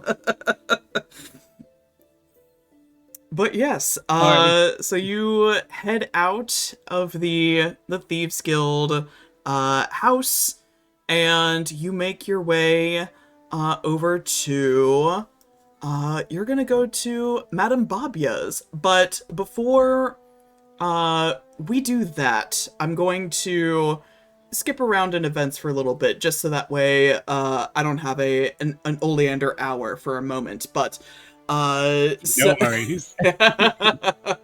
so we're gonna jump around our agenda for a little bit, but I wanna check in on Gwyn, because it's been a little bit. Describe me chained up, Yeah. beaten, battered, or whatever you want, DM. I don't think the guards would do that, but Yeah. So fun to imagine. thankfully, because it was Captain Fitzwilliam that made your arrest. This is a man that you have personally worked with for a number of years, and he still, even though following the orders of the Queen, holds you in a high regard. So he doesn't rough you up. He, firmly leads you down into the dungeons. You can tell, though, that he is leading you down deep. Like, these are the areas in the winding hallways where not many prisoners are kept. This gives the message that they are viewing you as a distinct kind of threat. So he puts you in your cell, locks it behind you. You're not like shackled to the wall at all, but you still have the manacles around your wrists. And he just looks at you for a moment and breaks his silence to just very simply utter an apology. That he's sorry that things turned out this way. Captain Fitzwilliam, I hold you nothing but the highest respect, and working with you has truly been an honor. I don't know what the future holds, but don't feel as though you did something regretful. Something like this was bound to happen one of these days. I hold nothing against you. He cracks a wry sort of smile. Well, we all have our parts to play. And he will turn on his heels to leave, and you hear his footsteps echo in the stone halls as he leaves. What do you think about in this moment? Solitude, true solitude, for the first time in a long time. Gwyn, what's on your mind? Is there... So we're deep underground, like the parts where like they store people that they want to be forgotten too, so there's like no windows or anything. Correct. No holes. Correct. You are deep underground, no windows to speak of. It's impossible to tell the passage of time. Gwyn thinks to himself. There's a time when he would have been scared, or a time he would have expected a daring rescue, but he knows that he has entrusted his fate to people who will care for him. He is not in any real danger, and he knows it. But he is not the one to go out quietly, so he is going to just humbly sit on the dirty floor, lean back against the wall, and whistle the same song that he played for Topaz at the Trials of Hearts. And just let that whistling carry all through the empty corridors of the dungeon below. You whistle to yourself, perhaps as a way to pass the time, perhaps as a way to keep your wits about you in this extreme dark isolation. Hours pass. Maybe days, who knows? It truly is difficult to tell in this situation, in this setting. You start to feel thirst. You start to feel hunger. You feel the oppressive dark and damp of the dungeon settling thickly around you. And as you continue to whistle to yourself, you hear steps echoing once more through the dungeon hallways. Quiet at first, perhaps a guard doing his route, his watch. But it gets closer. Closer, the footsteps louder.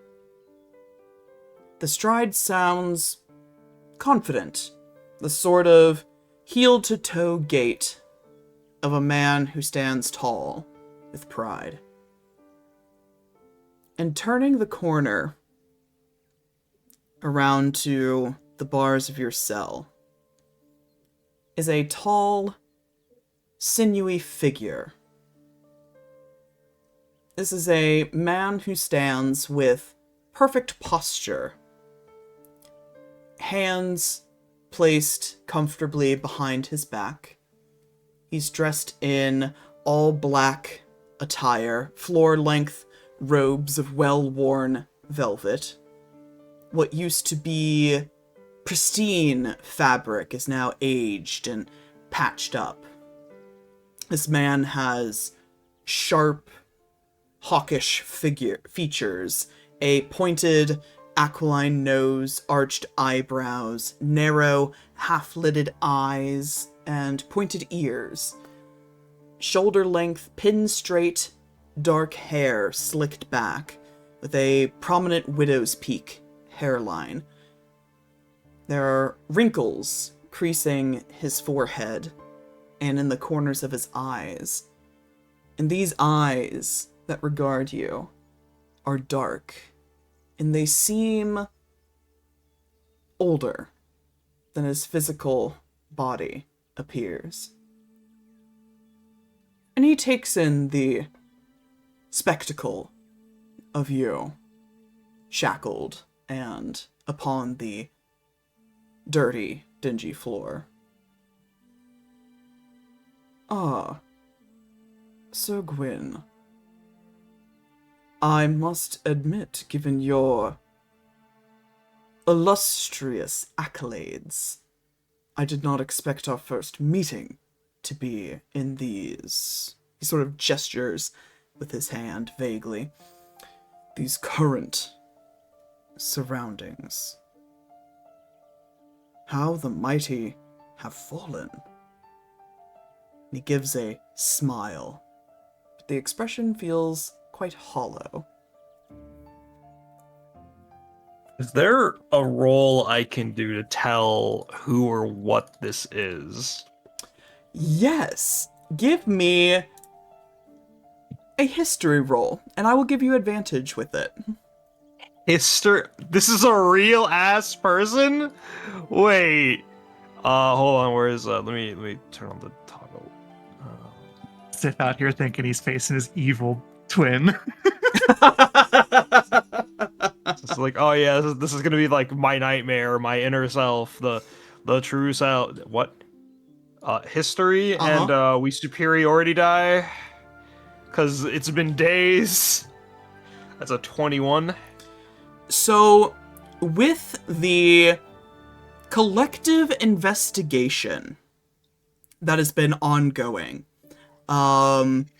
with Oleander and Damus and Dame Leonora and all of the records you've been pulling out and portraits you've been poring over, you remember this man, this face. This man used to be a member of the Celestial Court. You remember his portrait. This looks awfully like Cassini.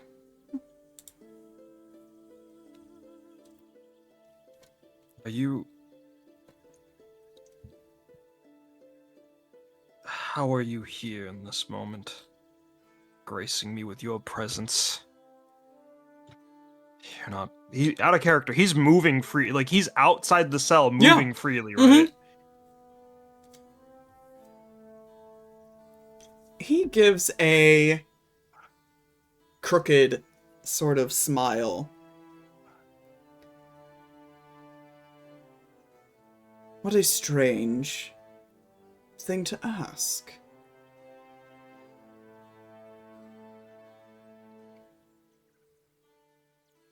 There is a familiarity in the inquiry.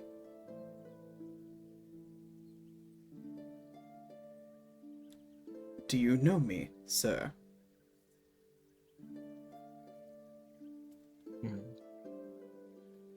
I want to insight him. What is he? Is he trying to, like, interrogate me, or if he's here to fuck with me? I need to know how much I can...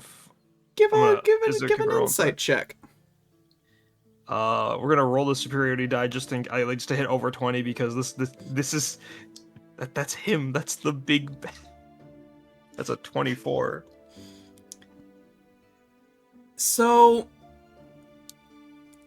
let's be real. This is probably not the first time Gwyn has been interrogated or tortured or anything of the sort. You've been able to gain a sort of understanding of your enemies by how they treat you, how they look at you. This guy seems to regard you not as an enemy would. He has a very almost casual air about him. That this is just a conversation.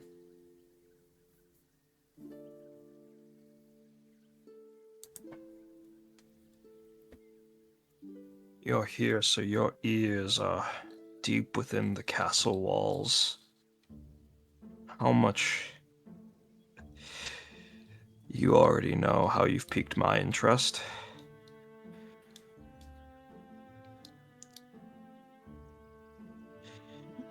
He smiles again. Then I think that you and I can come to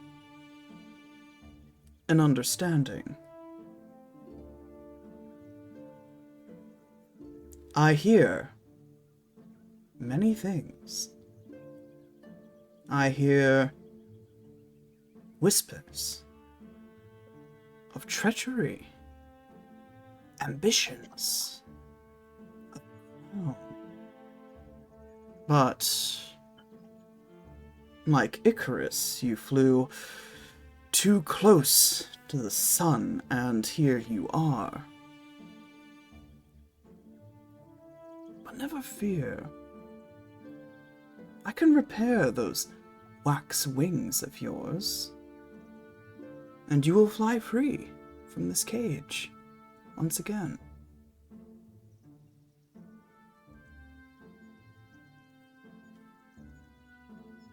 Out of character. Yes. Oh wait, I'm sorry. No. I was gonna say, how long do you want this scene to be? Because I have a clap back, but I will wait. If you've got a clap back, go for it. Wait. He was gonna say one more thing. He will wait for you to give a response, and if none comes, he draws a little closer. Maybe about a pace or two away from your bars.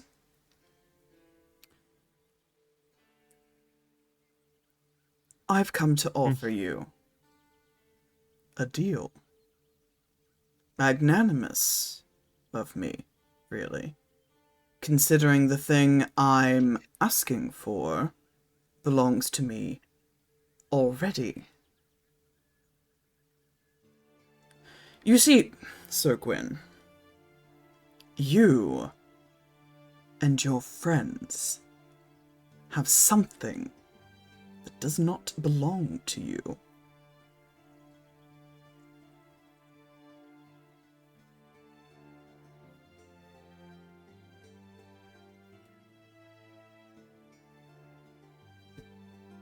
Say his name.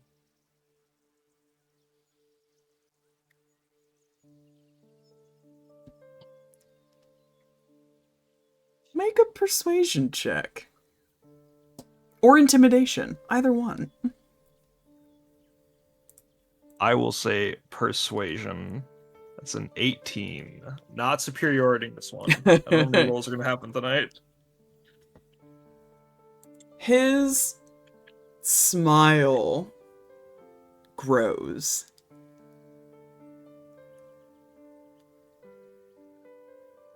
Oh dear. I knew he would be effective. But you care about him.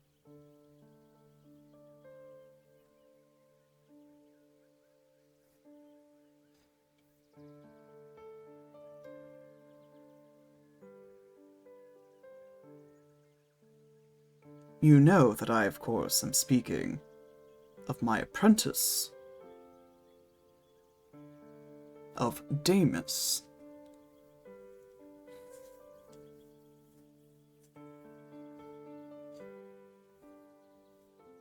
How long?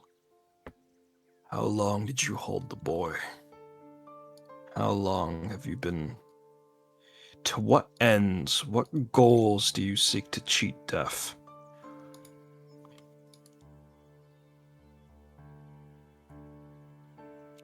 You speak as though you are so far above me. Yet here I stand. There you sit.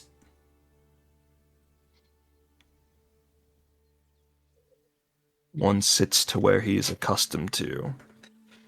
And unlike you, Cassini, I have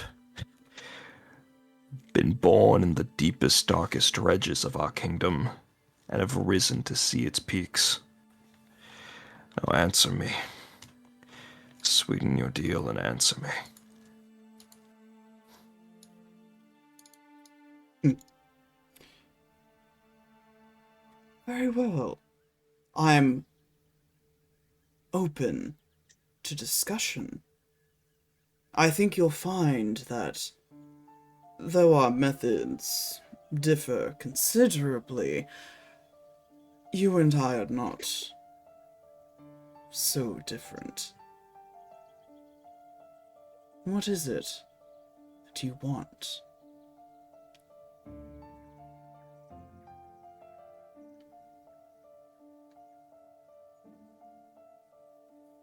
Dancing around it.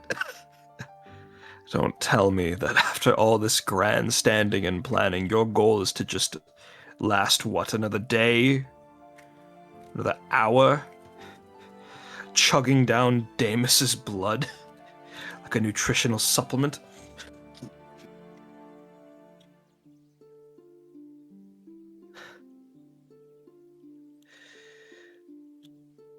Why, you haven't claimed the throne and made public your existence? You just wish to be around? If you want me to be your next figurehead, I should know that much. Power has its uses, to be sure. The throne is not power. It is an idol. Power looks very different. Power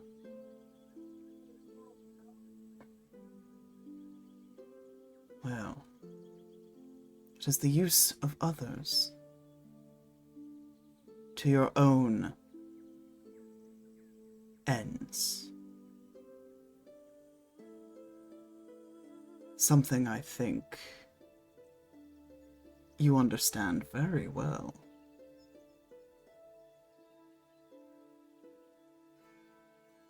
How many men followed you after a few sweet words whispered in the right ears? A rousing anthem of a speech before battle.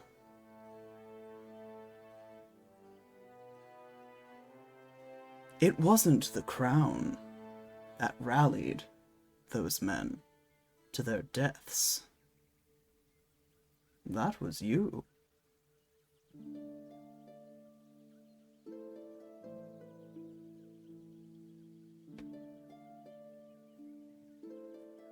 Alright, so Gwyn is smart enough to know in torture to not piss off the torturer, or not to piss off... This isn't an interrogation. When you're in jail, you know not to piss off a person who can kill you. But he is going a little loony, and he looks up with not a deranged smile, but one of understanding. An understanding that may not have occurred to Cassini. You are right. We are not so different. We both committed such failures. But you see, what I've learned, and what you, despite all the time you've gotten cowering in death, have failed to, is that there is power in people, true, yes, but the power lies in realizing each of their potentials, not abusing it for one's sake, but realizing it for all. And my dream, which you so claim to understand and wish to whisk me away to, you have no clear sight of. That sight, that sky, that kingdom in the night that torments me so. These wings, broken they may be, will carry me that much closer than any imitation you could offer me. Imitation, you say? You wound me, Sir Gwyn. My offer is very real, and you can make of it whatever you want. You want out of this cell? It's simple. You want Cornelius dead. Consider it done. Wishborn on a silver platter. It's yours. But my apprentice returns with me. A small, trivial condition in the grand scheme of things, wouldn't you say? A single man for a kingdom. You've traded more lives for much less.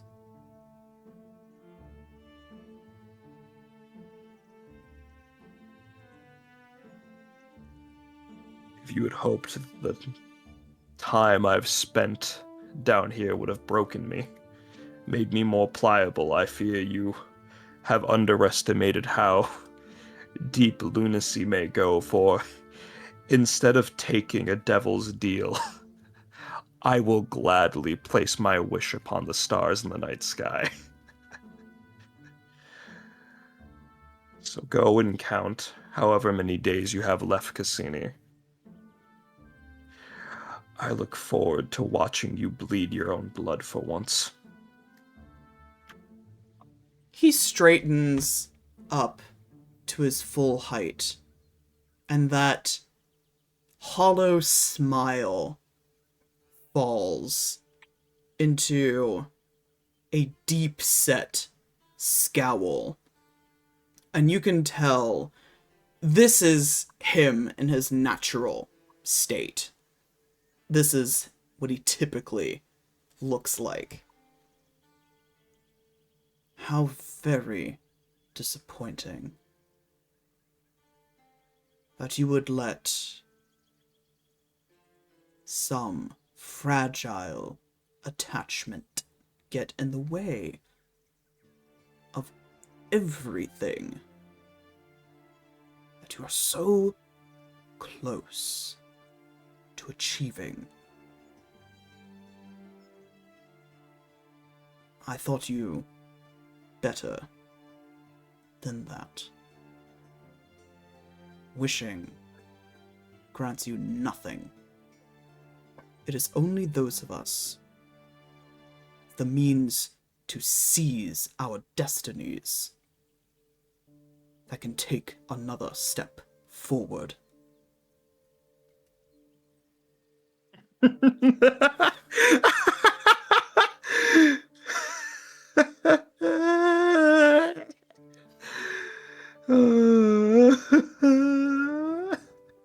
You talk about wishing to step forward, how useless wishes are, but despite whatever you seek to claim to further your own ambitions, you have none. No wishes, no dreams. And yet, no wonder you were so eager to offer up the kingdom. You would do anything, everything, for nothing. I truly hope I am hallucinating. This is not who I expected the great Cassini to be. His eyes flare in this dark ire. And with one further step back, he lifts his head, looking down at you from the arch of his nose. And you, Sir Gwyn, I did not think to find you so painfully human. Like you said, Damus was more effective than you thought.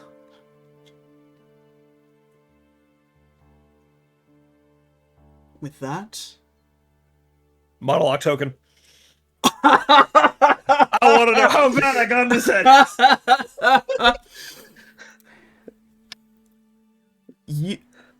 Oh man.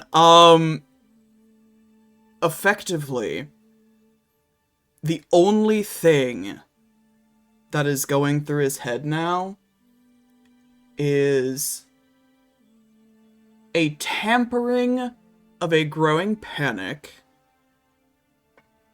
and the mental decision, the finality that they all must die.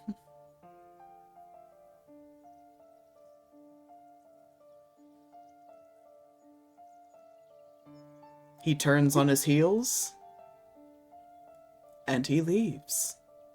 the footsteps echo in his wake,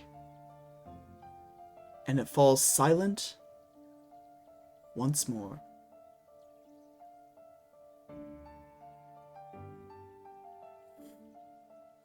From the bottom of the cells, you can still hear the happy whistlings of Gwyn rising up all the way through. Sif, that went so fucking hard. Please take a narrative token. That whole scene was solid gold. Thank you, thank you. Did you guys hear me like wheeze when I laughed, by the way? Yeah, it was really great. Okay, gotcha. Thank you, DM. You were so... Thank you. That was excellent. All right. We return to the Oleander Power Hour. I feel a disturbance in the force. Yeah. Oleander, you leave your guild house. You make your way to Madame Babia's. This is a place, an establishment, that is between the lower and the mid spires, leaning more towards on the lower spires. And you happen across her. It's very inconspicuous, but to you it's very familiar. You know to look for it.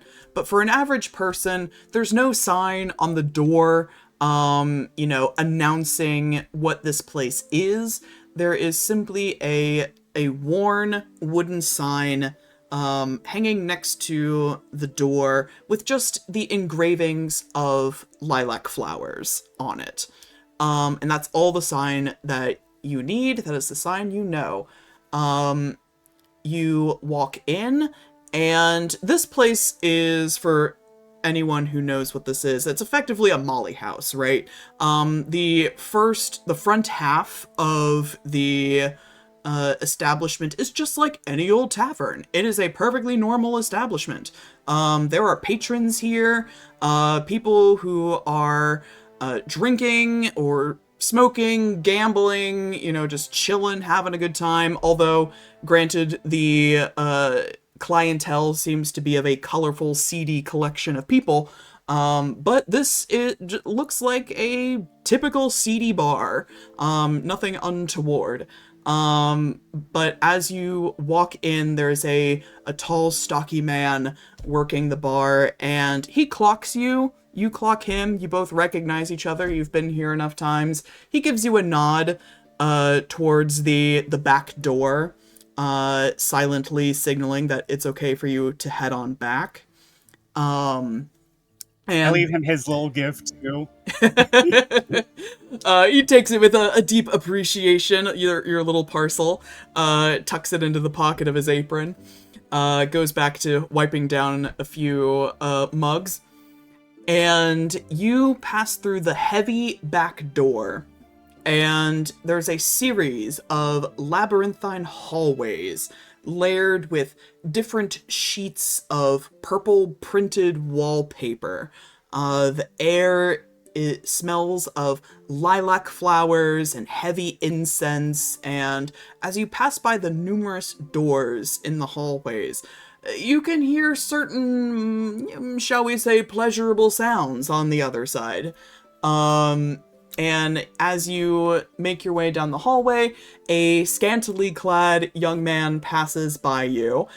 He's equally bedecked by jewels and freckles, and he gives you a little wave. Hello, Oleander. Good to see you again.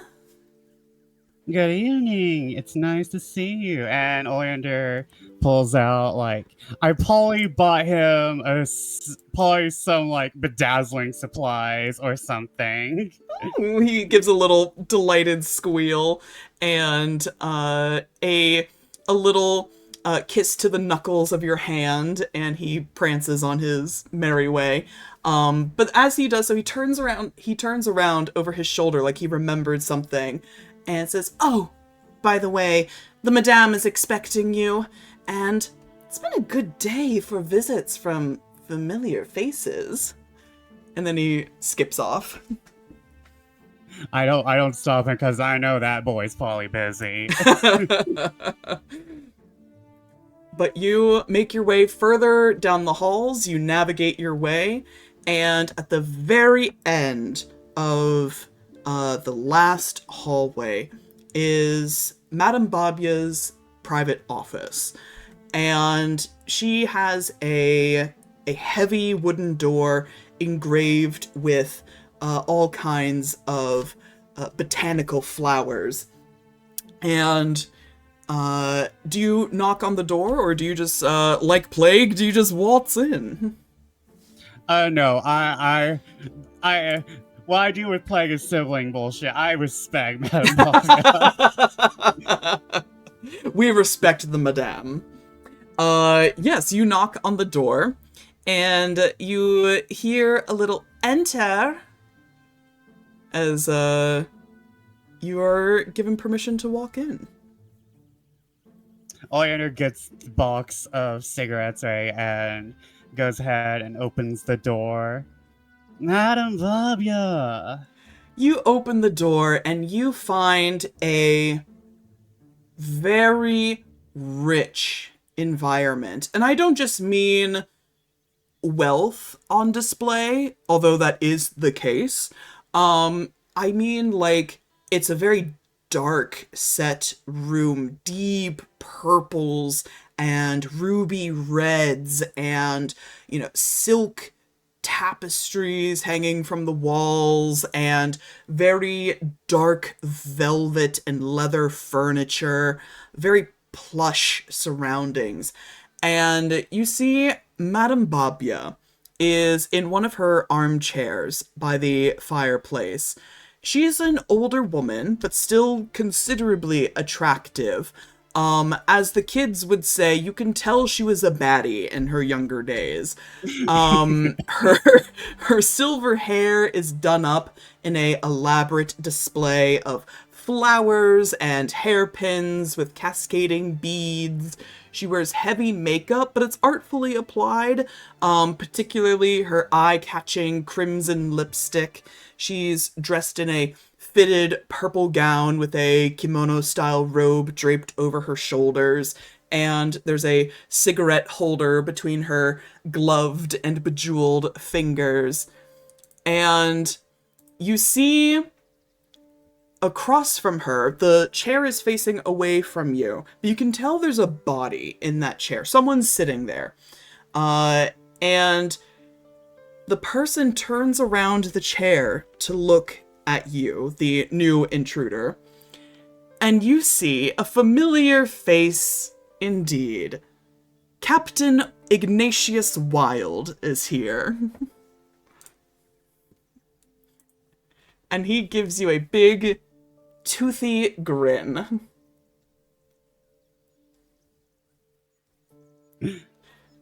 But before he can... Oh, so go ahead.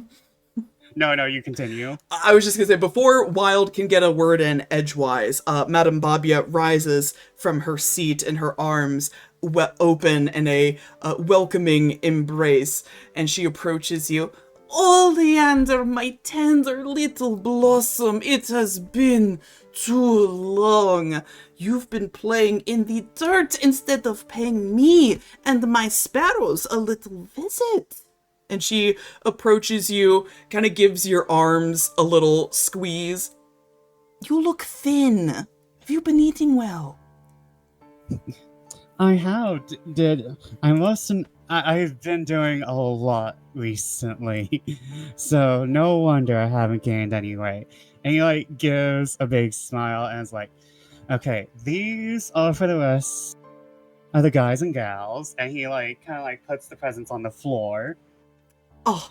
And these are for you. And he opens the box and I imagine it's deep, vibrant red against the black box, but on the inside are these beautiful, long, carmine-colored cigarettes. Her eyes twinkle a little bit, and she plucks the cigarette box from your hand, and immediately takes one out, because she was on the very last half inch of her current cigarette, immediately plucks one out, and tucks it into her cigarette holder, And with a snap of her fingers, a little bit of fire procures from her fingertips, and she lights it up and takes a deep inhale. Winter solstice has come early, it seems. It could be just a little late. And he gives a great smile, and he kisses her hand because, like, might as well be like, a little extra. She likes the extra. She does indeed. And she motions for you to also take a seat. She's got like not just chairs, but like large plush pillows to also sit on, so you can make yourself comfortable as well. She goes, please, come sit with us. Have some vatrushka, which is a bun topped with sweet cheese, kind of like a Danish. She's got... Don't mind if I do. Yeah, she's got danishes and tea set up. Wild looks very bemused at your arrival. He's got a teacup in his hand as well. And he looks at you again. That smug smirk has not left his face. Well, Mr. Oleander, I can't say I didn't think that you frequented this sort of establishment. And Babia walks over and smacks his arm. You behave yourself. And she plops herself back in her own chair. I hope I'm not interrupting anything. Was there a business going on, Madam Babia? And he wiggles his brows. No business, only pleasure. And Wild laughs at that, takes a sip of his tea, and goes, just a equivalent exchange of swapping stories, I'm afraid. Oh, stories? Were you telling her about everything that happened at the trials? Everything? No. That comes at a increased cost, I'm afraid. Unfortunately, I don't think there's gonna be a cost anytime soon. Someone told Rook. And Oleander rolls his eyes as he bites into a Danish. Well, then the entirety of Wishbourne is sure to know everything that's been going on. Well, they were going to know eventually. Man, Babia, you look lovely as always. She gives a little tilt of her head and a sweet smile. Yes, I am aware, but thank you. It means much coming from you. Not like this one who tells everyone who passes by him that they are pretty. And Wild puts a hand on his chest like he's offended.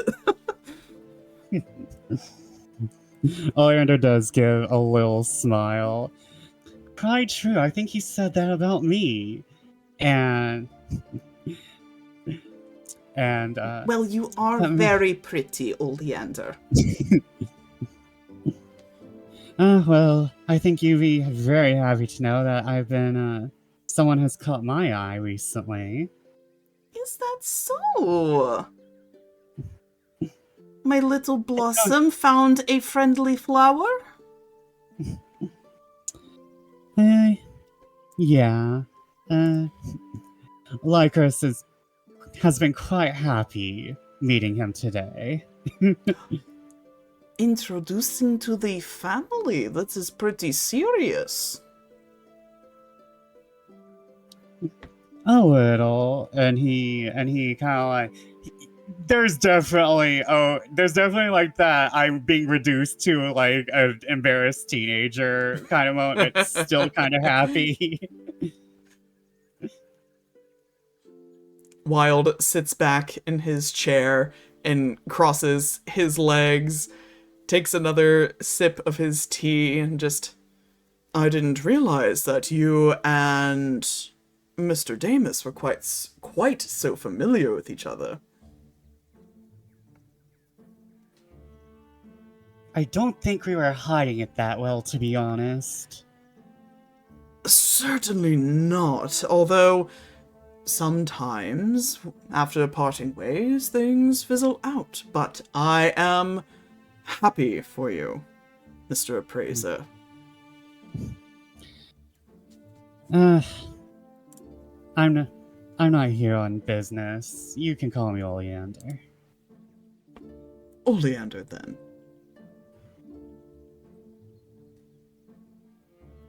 You two know each other? Yes, from Papa. Ah, I should have known. Yes, it seems we were in frequent conversation with each other without even realizing it.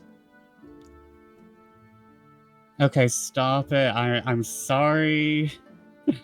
I was just up against a wall, so to say. Madame Babia looks over at you. What kind of wall? Well, definitely not ones as good as these, I'm telling you that. I should think not. You getting into trouble? You know, I love trouble, Babia. And he smiles. And grins and is like, I don't want to get anyone more involved than need to be. Though I have to talk to you later. And he looks over to Wild. He raises his eyebrows. I thought you said this wasn't business. It's not technically business. There's no profit in this. No profit, but... We need help.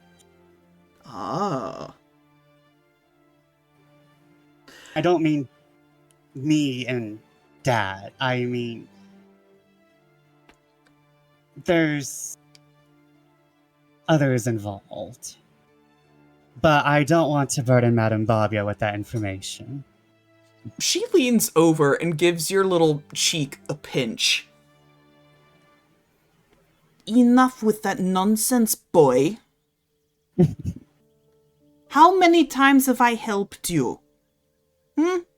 Gotten you out of trouble, giving you pieces of information here and there to help you in your dirt digging and also in your thievery, your acquisitions, Ow, my cheek. I get it. Yes, Madame Babia. I take care of you, just like I take care of all my sparrows. Oleander gives a smile while he rubs his cheek. It's something that started at the trials and now has kind of blossomed out of my control, so to say. And he turns to Wild and gives him this very even look. Because he knows, because he was there when Gwyn and Wild were talking about Topaz. So he kind of just gives this very even, very serious look. Topaz is involved. Wild's usually aloof and playful demeanor halts almost instantly. And he sits up a little forward, clearly interested in what you have to say. Is she in trouble? We're all in trouble. Grant was just put in jail, too.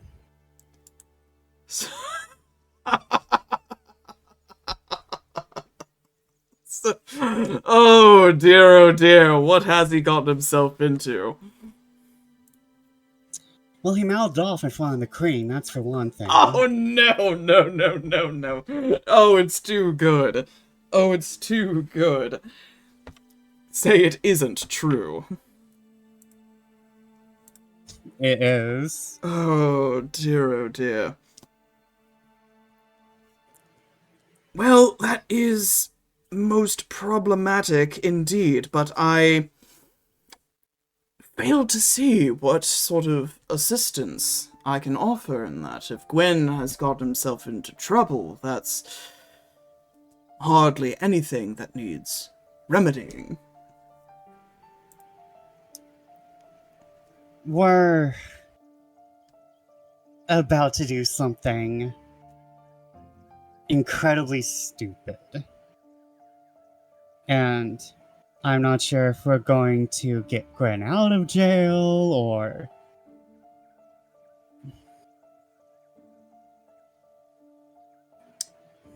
Oleander is sitting there because he's like, what do I say? And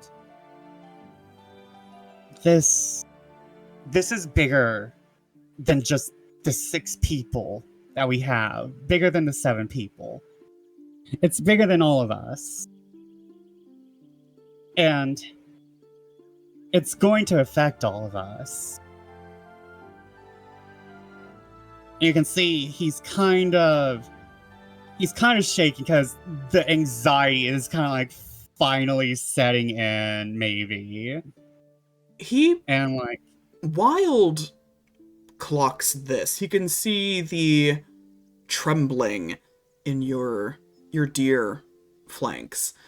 And he sets down his tea and leans a little forward, his arms resting against his knees, as he looks at you with a surprising seriousness, because you definitely don't see this from from Wild very often, if at all. Oleander, what exactly did Gwyn get arrested for?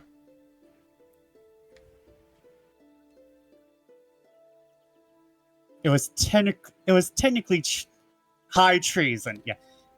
High treason? High treason? What? He works for the Queen. He quit.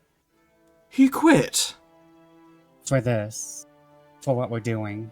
What could be so bloody important?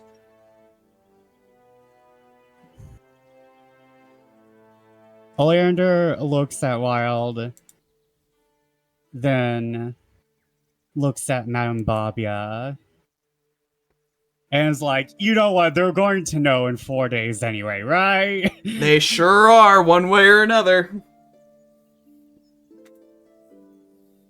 What I'm about to say is going to be revealed in 4 days at the theater.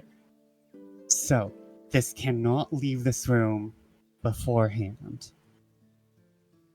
Oleander takes a deep breath.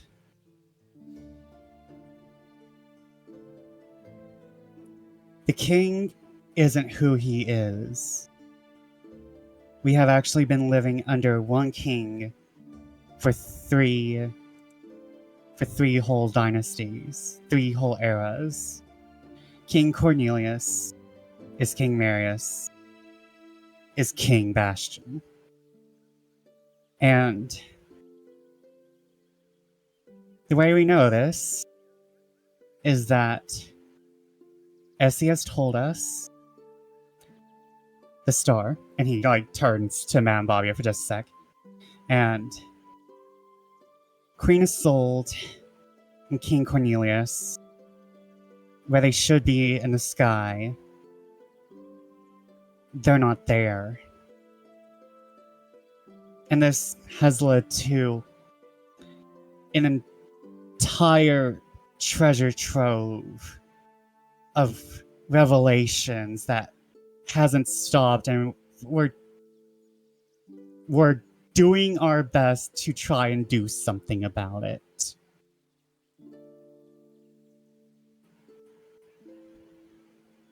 As you give this by now well-rehearsed spiel to Wild and Madame Babia. Wild listens with a very stern expression, one that shows he is listening intently. Madame Babia looks surprisingly, or maybe not so surprisingly considering her, calm and at ease. She's listening to you all reclined in her armchair, smoking her cigarette, and it's Wild first who speaks first. And he leans back, exhales deeply. Well, I've never needed much of a reason to dislike and distrust the crown. But this is entirely different.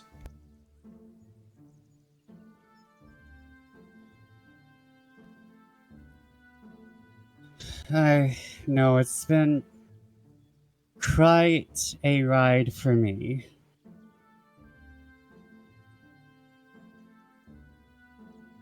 So, And pardon me for asking, but is your plan to then denounce him publicly at the theater? that is the plan we have come up with.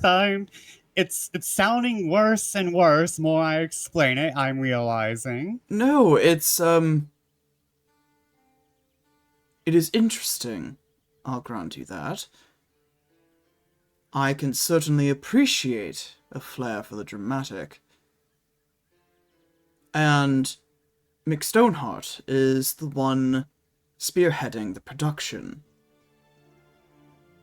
Writing the new play as we speak.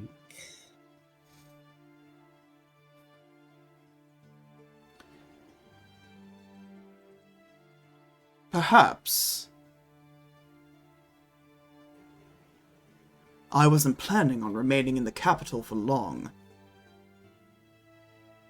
But I could delay my departure. I could offer my services to help.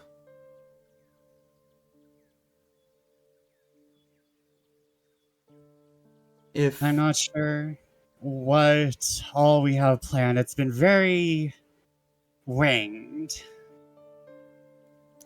well,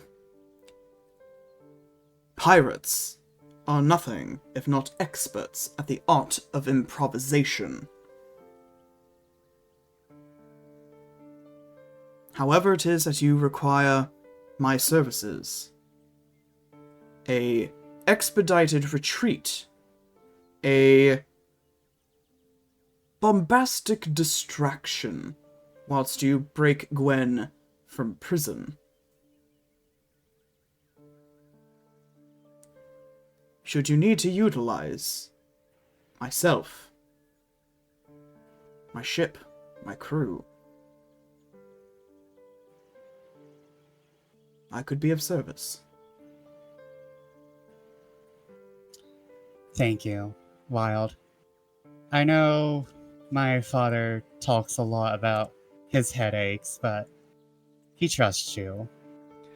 Yes, well, when one is in business together for as long as we have been, we understand the blemishes of the industry, the quirks of our comrades. I may be a headache to your father, but he is certainly a headache to me as well.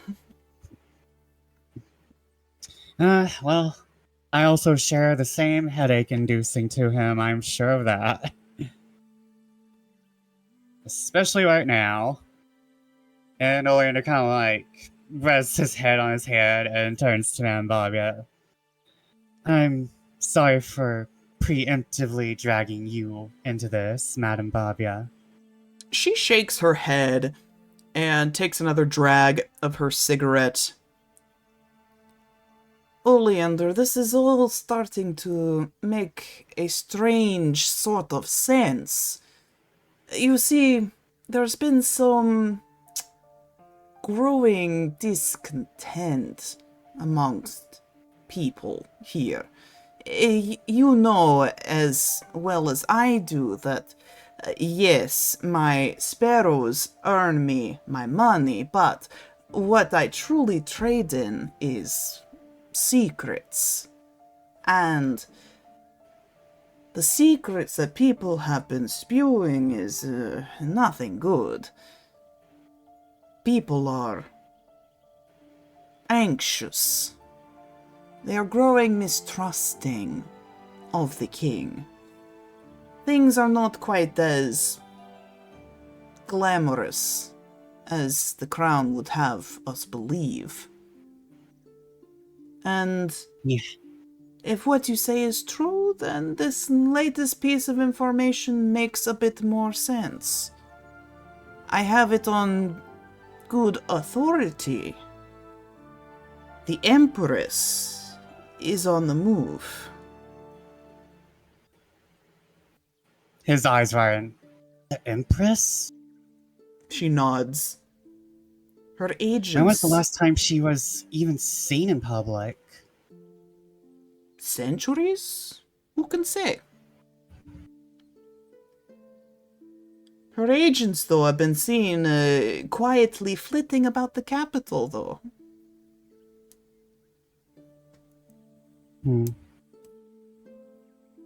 That does make sense. Cause like our character, we did tell Dame Leonora to go talk to the Empress. You sure did. And now we have confirmation. The Empress coming here. That is an omen, to be certain. For good or ill.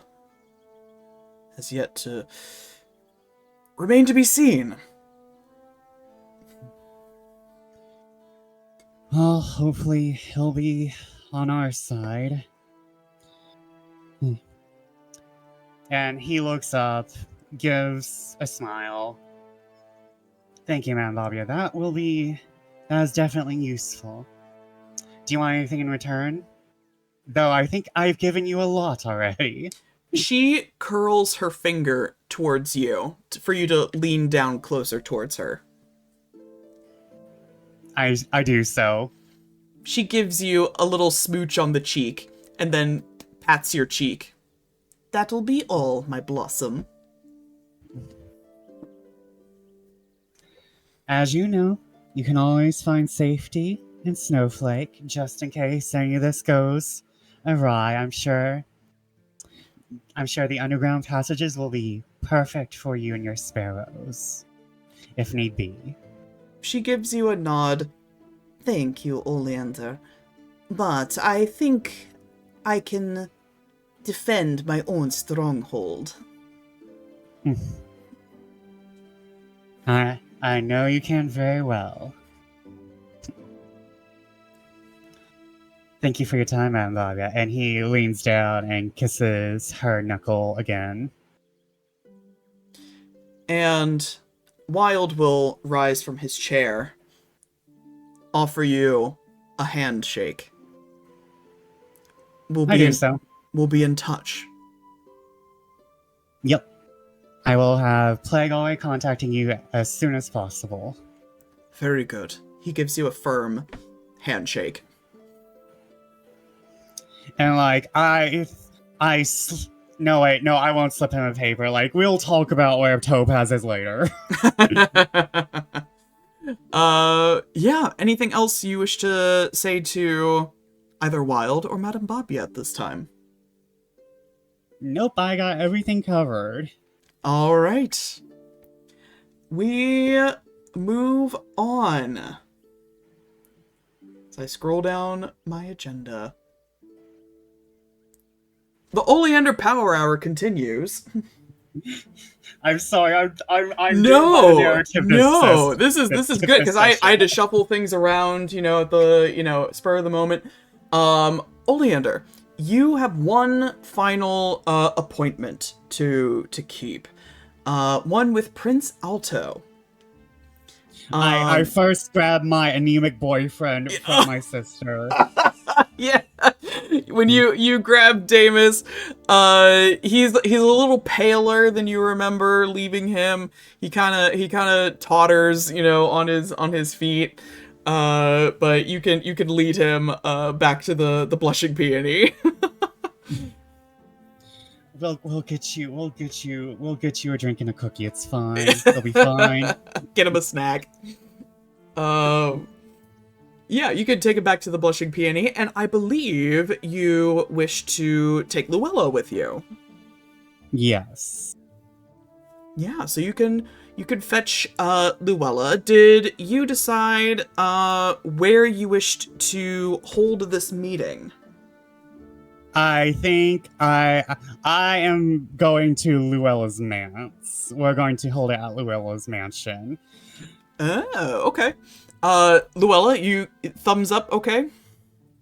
Yeah, at the offices. At the Ooh. offices. All right. So I will just, say that, he said, let me know, send word whenever, I'll be there. I imagine you can quick send him a little note as to where you wish to meet him. Actually, I think you did that last session, if I remember correctly. You sent him a little note. Yeah.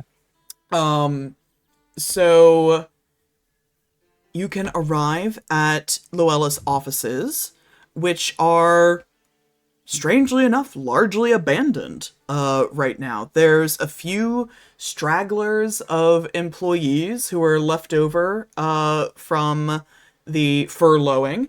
And Bellamar is kind of scuttling about. You see him once in a while carrying armfuls of paperwork and scrolls and ink pots and pens and so on and so forth. He's his usual erratic, busy self. But as you situate yourself in your office, Alto will make his appearance. Bellamar will let him in, and he kind of curiously looks around at this place, taking in, the rows and rows of desks and shelves and scrolls and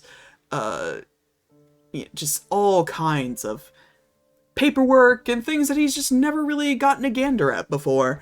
But he makes his way to the back of the building towards where your office is, Luella, and he gives a little knock on the door, and even though he knocked, he doesn't wait for you to let him in. He figures that's enough of an announcement of his presence, and he just kind of struts right on in and sees you, Oleander, and Luella, clocks that it's just the two of you, gives a nod of his head. Right. Well, thank you for meeting me. Thank you to you, Miss Stalwix, for hosting. Of course. Luella pulls up a bottle of wine. Ah, you certainly know how to make a man feel welcome. Thank you. Also, out of character, I forgot entirely what the goal here was.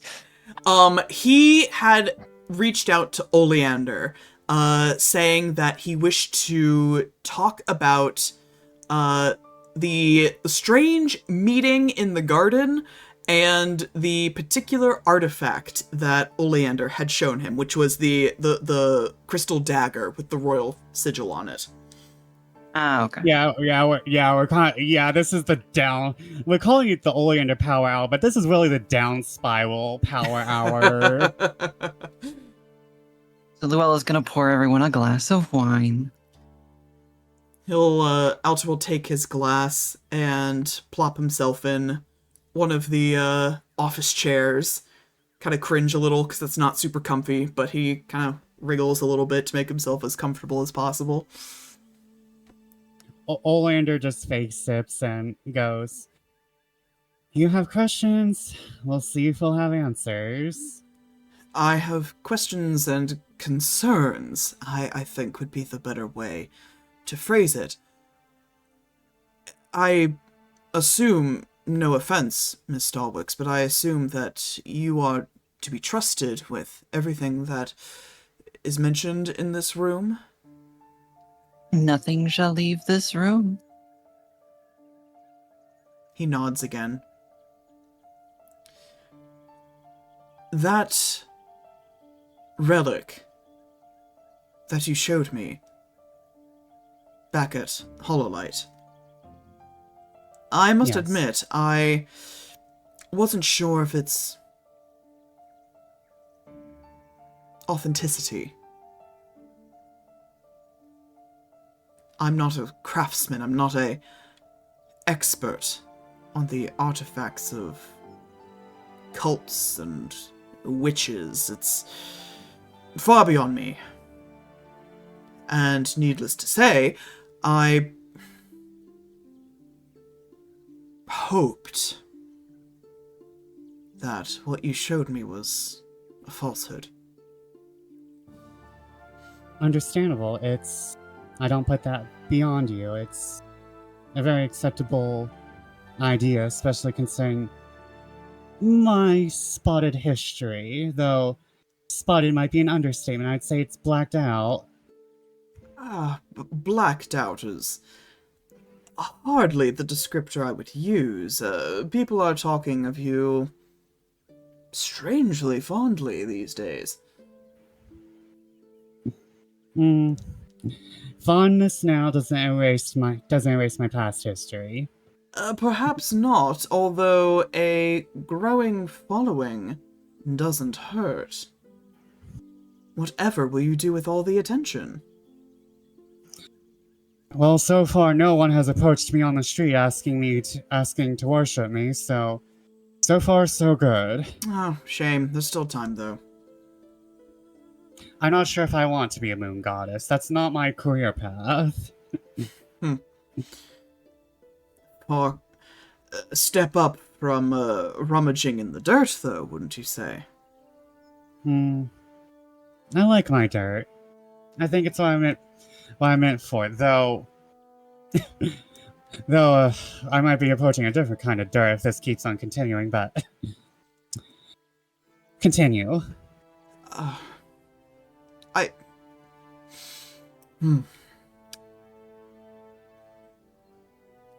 You have to understand this is extremely difficult for me. A very difficult position to be in.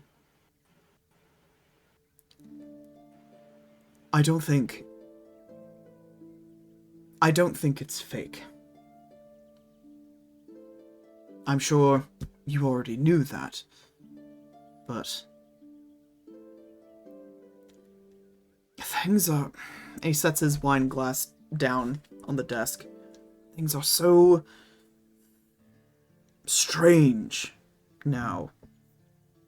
I can't... Nothing is as it should be.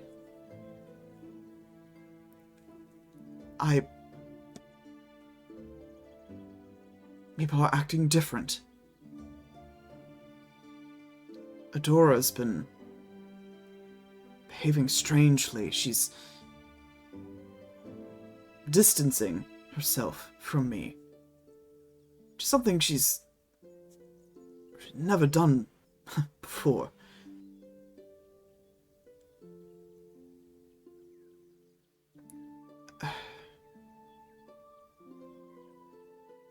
It is strange times all around.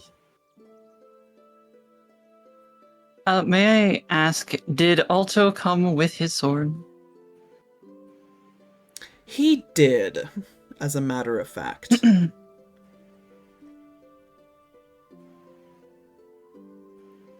this down, Okay. wrote this down. I guess Is there any Oleander part- also clocks that as well. Mhm. Is there any particular reason that your sister would suddenly be giving you the cold shoulder? He gives a sigh. I know that she's been desperate for Father's approval, for the kingdom's approval. But now she spends the bulk of her days with him, while I'm left on the other side of the door. Mind you, normally this would not bother me. I have no thoughts to the throne. That's always been Adora's ambition. But ever since Hollow Light, I worry for her. I'm worried she'll do something rash. Consulto. You brought your blade with you today. Kind of stiffens a little bit.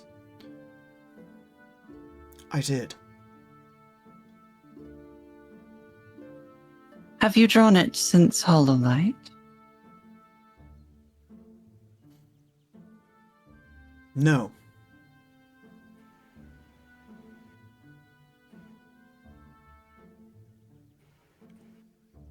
So once again, make the odd request.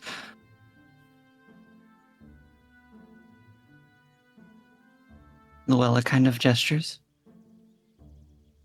He deflates a little bit. But with a nod of his head, he draws the blade, and you find a broken rapier about 5 or 6 inches off the sharp edge is missing. Snapped right off.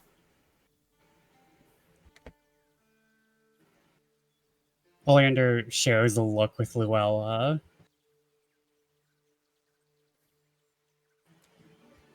Do you know the exact date this broke?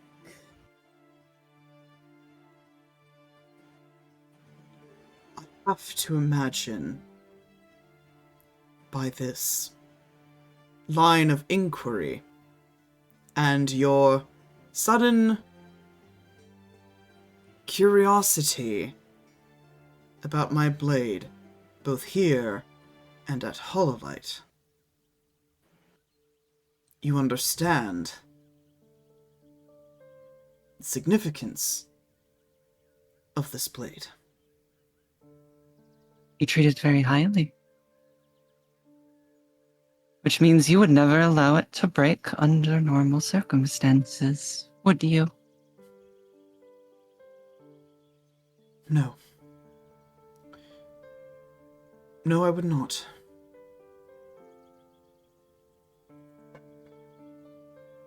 I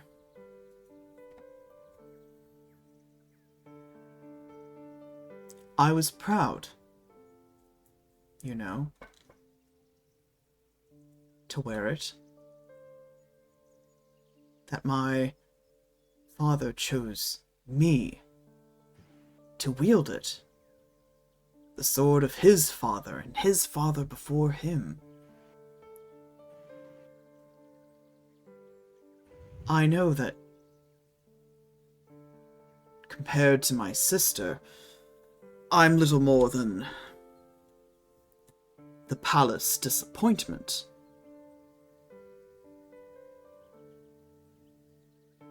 So to gain that recognition, even for a moment, was gratifying. Yeah, I do an insight check just to get his general, how he's feeling. Yeah, like if he's being honest, or are we just doing Yeah. a vibes check? If these are his honest feelings. Give me that insight check. Wow. That one. No. So Can I also make Okay. one? yeah, you can make one. I didn't have to be a nat one. I'm good at these. So I will say that Luella, you are kind of blindsided by this emotional response from Alto. The only time you've ever seen him get any kind of serious was when he was well applied with alcohol. And only then did he sort of divulge any of his family woes. But for him to do it so readily, and in front of Oleander too, you're sort of red flag meters going up. Like that's kind of odd for Alto. Whereas for you, Oleander, you get a very different read. From what you can tell by his posture, the way that his voice, trembles and cracks a little bit with emotion, that's not something that even like skilled actors can procure, when they're trying to behave a certain way. You get the feeling that he's being pretty genuine.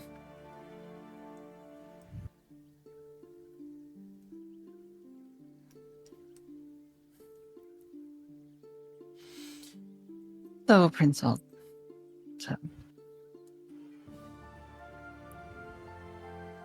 I think you know where the missing piece of your blade has gone. Yes? Yes, but I promise it is not what it appears to be. If it is not, then what is the conclusion we should be drawing?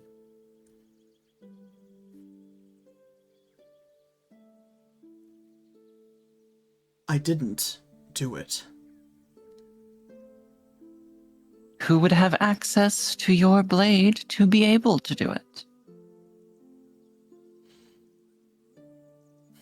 He stiffens a little bit, and his grip on the hilt of the sword tightens. He looks very conflicted in this moment. Make a persuasion check. I'm ready for another nat one. Here we go. 26 total. He sighs, deflating a little bit more. I think you know very well who would be the only other person with access to my blade.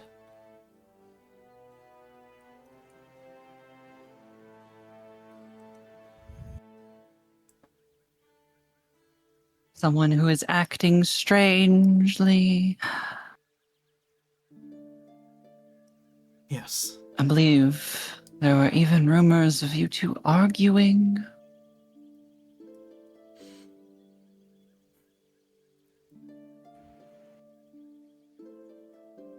Well, weren't arguing about that, but point taken.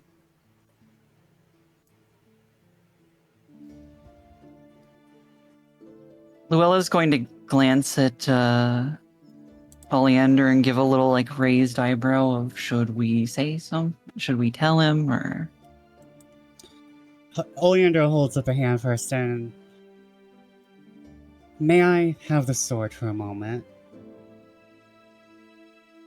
He looks up at you, looks at the sword, and he very tentatively reaches out the blade to put it in your hands. I very gently take it, treat it like any other archaeological artifact, It is the same blade from when he showed us, right? There's yeah. been no switcheroo. Yeah, I won't even make you roll for it. This is the same blade. And then Oleander reaches into the bag, looking up at Luella, and brings out the shard that they were given by Dame Leonora, and tries to find the exact place where it's supposed to go on the blade, if it can be put back together. Yeah, so you try to align the piece just to see if the piece you have aligns with the whole. And you find that with a few, small exceptions, teeny tiny fragments that had splintered off, but you find that it is a match. It seems like these two would fit together nicely.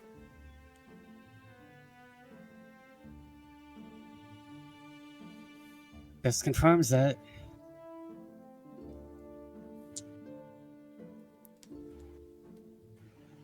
Do you know what this blade is made out of, Prince Alto? He kind of looks at you a little quizzically.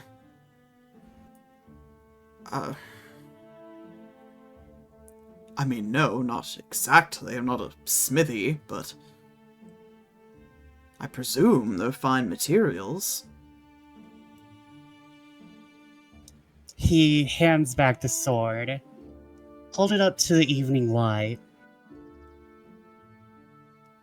He looks at you curiously, but gives a little shrug of his shoulders, lifts up the blade into the light of the setting sun that is peeking in through the windows, and notices how it glimmers. It doesn't shine, per se. Not like metal would, but it glimmers.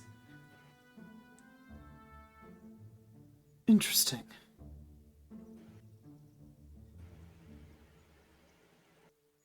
I take it you know something I do not.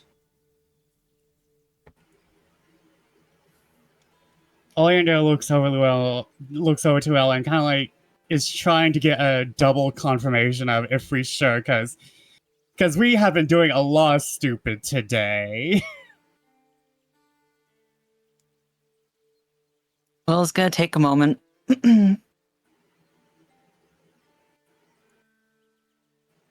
Oleander, I think that perhaps at best, Prince Alto is being set up as the fall guy. He bristles at that, but he also doesn't object.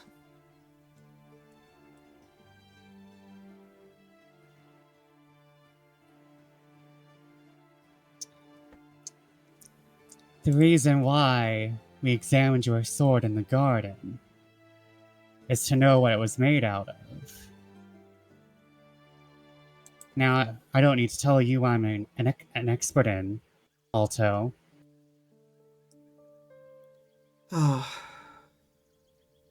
This is the same, then, as the other dagger. And Oleander, looking around, does bring out the dagger. I believe they're set.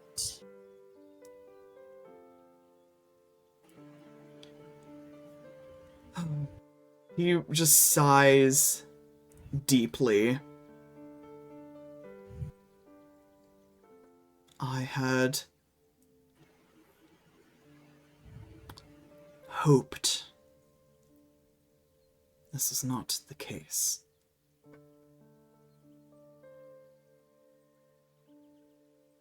But with her obsessive nature, it all makes sense. She was also found by a witness, returning around the time of the crime, mud on her boots.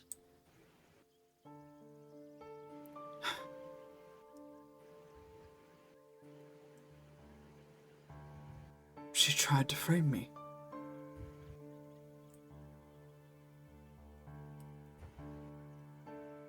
Luella is going to stand up, walk around the desk, and put a hand on his shoulder.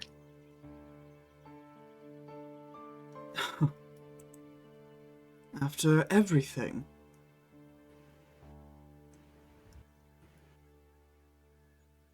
After everything, she would try to frame me.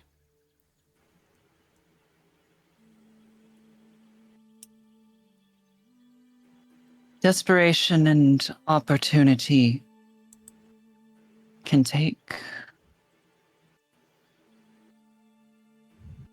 make anyone make poor decisions.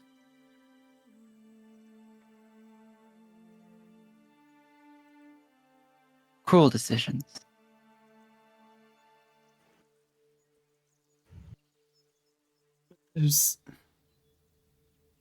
There's one thing that still doesn't make sense, though. Adora. She wants to be accepted. By who? The Wishborn. She wants...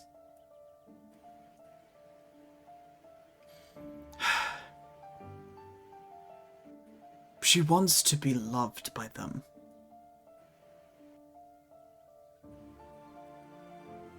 And they would never love a Star Eater.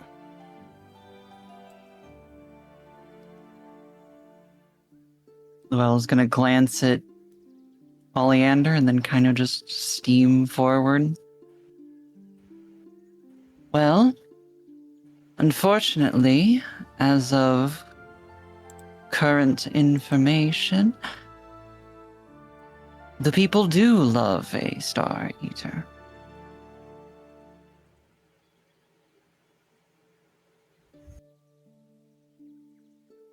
I don't follow. You said the sword was your father's, correct? Yes. And your father's father? Yes. And of course that goes back to King Cornelius himself. The man who married a star. And he deflates even further into his chair as the realization weighs heavy on his shoulders. Also, if I may ask, is there a telescope in the castle? There's an observatory, yes. Were you ever allowed to look at it? Certainly. Not that I had much of an interest in it, but yes.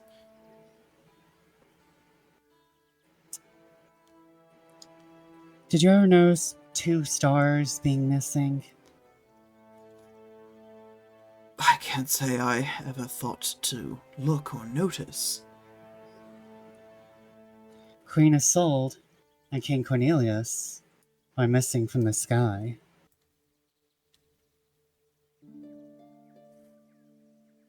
And we do believe that is because King Cornelius is King Bastion. Hold on, look.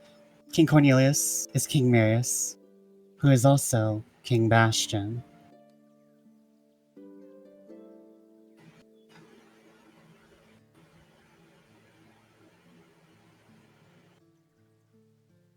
Devoured the heart of a star?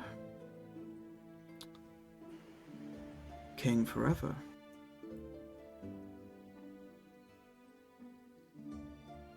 Correct. And Prince Alto. Yes, Miss Stalwix. You said we all know that the king is fairly, probably not in good health, right? Correct. Your father hasn't been doing well in regards to his health, has he? No. No, he hasn't. Oh, gods. So he Has your sister? dispatches myself and Adora to claim a star on his behalf. I don't think quite so. After all, did you know anything about it?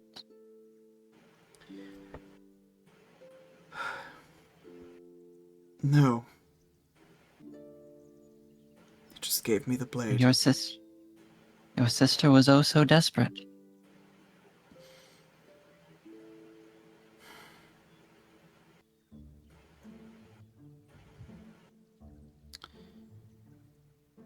She must have known what would happen if she failed.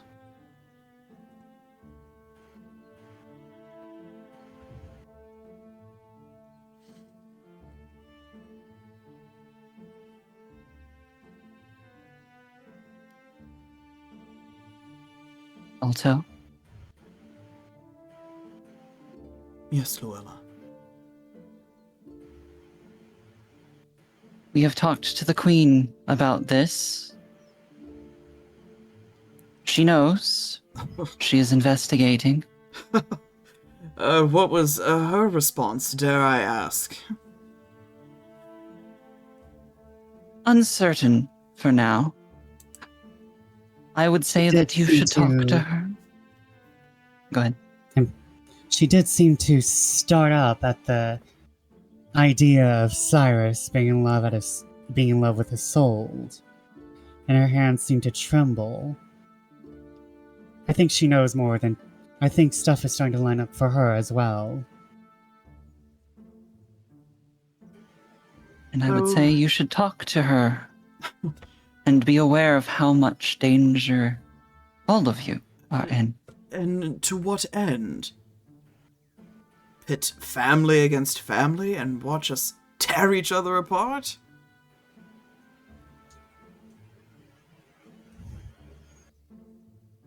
No.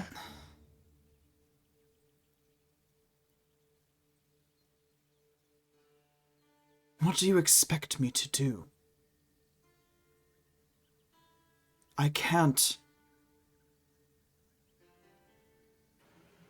I know it sounds insane, considering what she's done. But I won't betray Adora. Alto. She was increasingly desperate as the trials went on, yes? Yes. Now, she wasn't doing this for herself. Can you imagine what would cause her to have such desperation to do this terrible deed, and in doing so, implicate you in what might be the greatest crime committed in hundreds of years? She must have been doing it for our father. Under what circumstance? Our father was never the paternal sort. She would always, even when we were young, snap at his heels for attention. We're grown now, but I don't think she ever grew out of that desire for his approval. I think if he dangled it in front of her, she would do just about anything.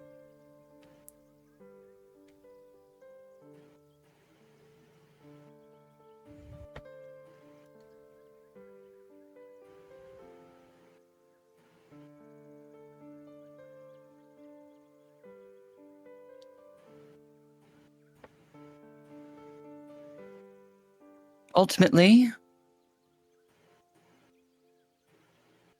I think you know something must be done.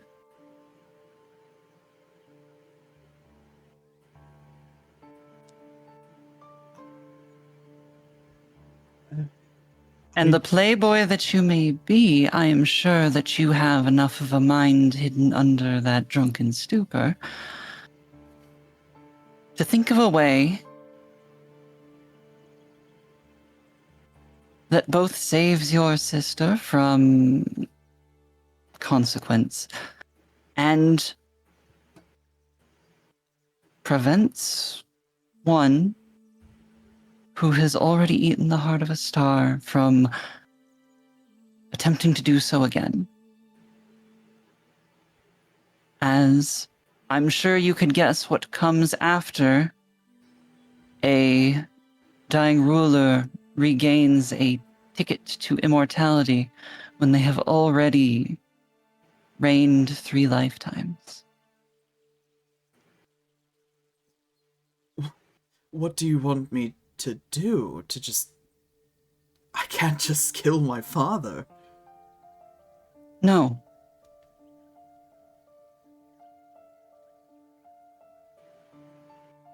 But you can talk to your mother, convince her, and find a solution.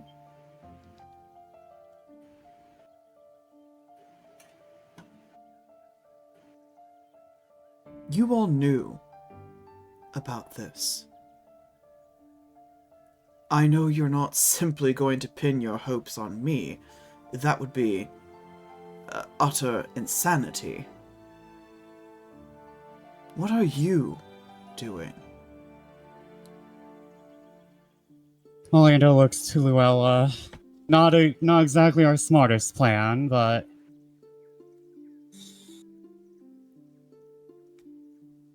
we're going to blow ride this whole shebang, so to say.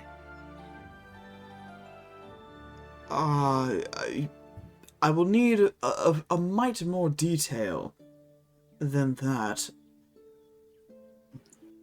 Play that's a recreation of the love story Yes. of Isolde and Cornelius. You know, that shoddy old jury thing that they dredge out once every 10 years. We're rewriting it. We're telling the truth with it. And Ballsy. whatever happens, happens. You all are gonna see yourselves soundly arrested and likely executed. I presume that is where I come in. You wish for me to ensure that is not the case? I'm planning escapes, but having a plan C is always fine.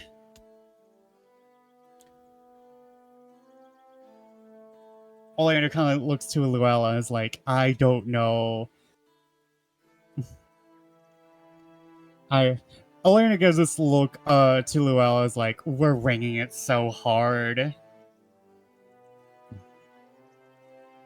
We want you to do what you can to make sure that this kingdom gets what it needs. If that means preventing us from being arrested,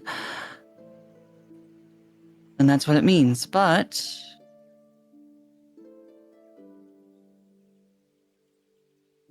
we wanted you, as I said, to talk, I don't think you need any further convincing that this is the truth.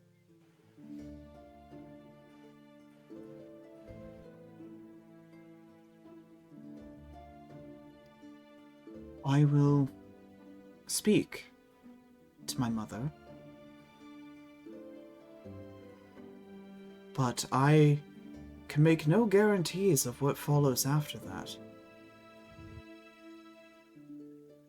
What we really want And what I'm sure Topaz would say right now is that we want you to be safe. I think the matter of my safety was disregarded the moment I left for Hollow Knight. Well, right now, your mother, your mother, if you can get a door out of there, y'all can protect each other. Because I think once your dad learns of everything, no one's going to be safe. But you, your sister, your mother, even if they don't necessarily believe us or even like us, we want them to be safe. And if you should find yourself in need of someone that you can trust wholeheartedly, we do have somebody who is currently in the palace. A bit preoccupied, but if you were desperate in need of help. You have a contact. One could say that. Dare I ask? Depending. Well, Gwyn is currently staying in the palace. Ah. Might have known it'd be him. Although I thought he resigned not too long ago. Oh, he did. And then he, to put it plainly, ran his mouth and has earned himself a lovely, all-expenses-paid stay. Ah. Great. But- So he is freely available whenever I need him then. As long as you can talk smoothly or acquire a key. Well, as I said, particularly with you, Luella, I can make no guarantees, no promises. I ask no promises, other than that you promise to do your best to keep you and your family that has not committed an atrocity, successfully at least, safe. He kind of huffs a laugh at that. Well, that I think I can promise to. I shall endeavor, as ever, to see the light of another dawn.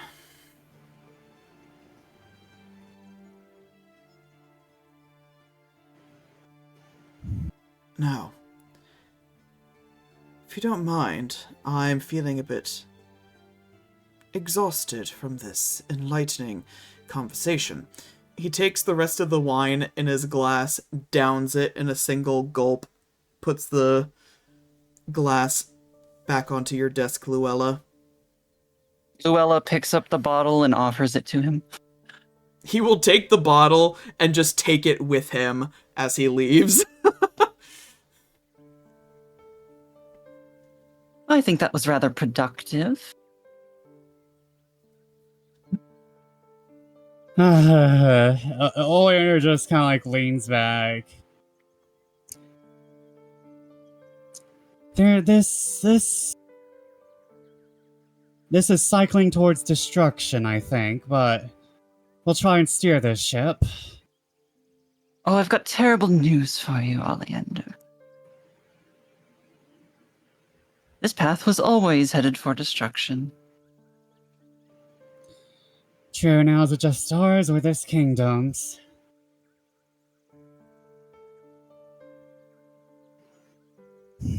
By the way, I have confirmation. The Empress is on the move. her agents have been seen in the city. Interesting. I think we may potentially have more backing than we expected. We might have to reach back out to Dame Leonora. I'll see about grabbing a disguise. We are going to be busy. If I remember right, I was specifically given a scroll of sending to Dame Leonora for an update such as this. Mm-hmm. But yes, with that, I think we'll end things for tonight. Thank you all so much for playing, for sticking around. I know this was a little bit longer than we usually play, so I appreciate y'all sticking around. Thank you to everyone who is watching this stream. I hope you enjoyed watching as much as we enjoyed playing. And my goodness, golly gumpers players, excellent, excellent roleplay work today. You astound and amaze me, always. Thank you. Exactly, I just repeat that sound. This is my last stream of the week, but tomorrow is Comet Tales Day, so we will be playing some more D&D on Oliver Oswald's channel at 4 p.m., so definitely stop by and check it out. I will link the go live in my Discord and on Blue Sky, and it's going to be a great time full of sci-fi shenanigans. But until then, my friends, have a very good rest of your night. Take care of yourself and each other, and we will see you for another Trial of Hearts session, hopefully on the 17th. So, we'll see you then. Good night, and goodbye. Bye-bye. Bye. Bye-bye.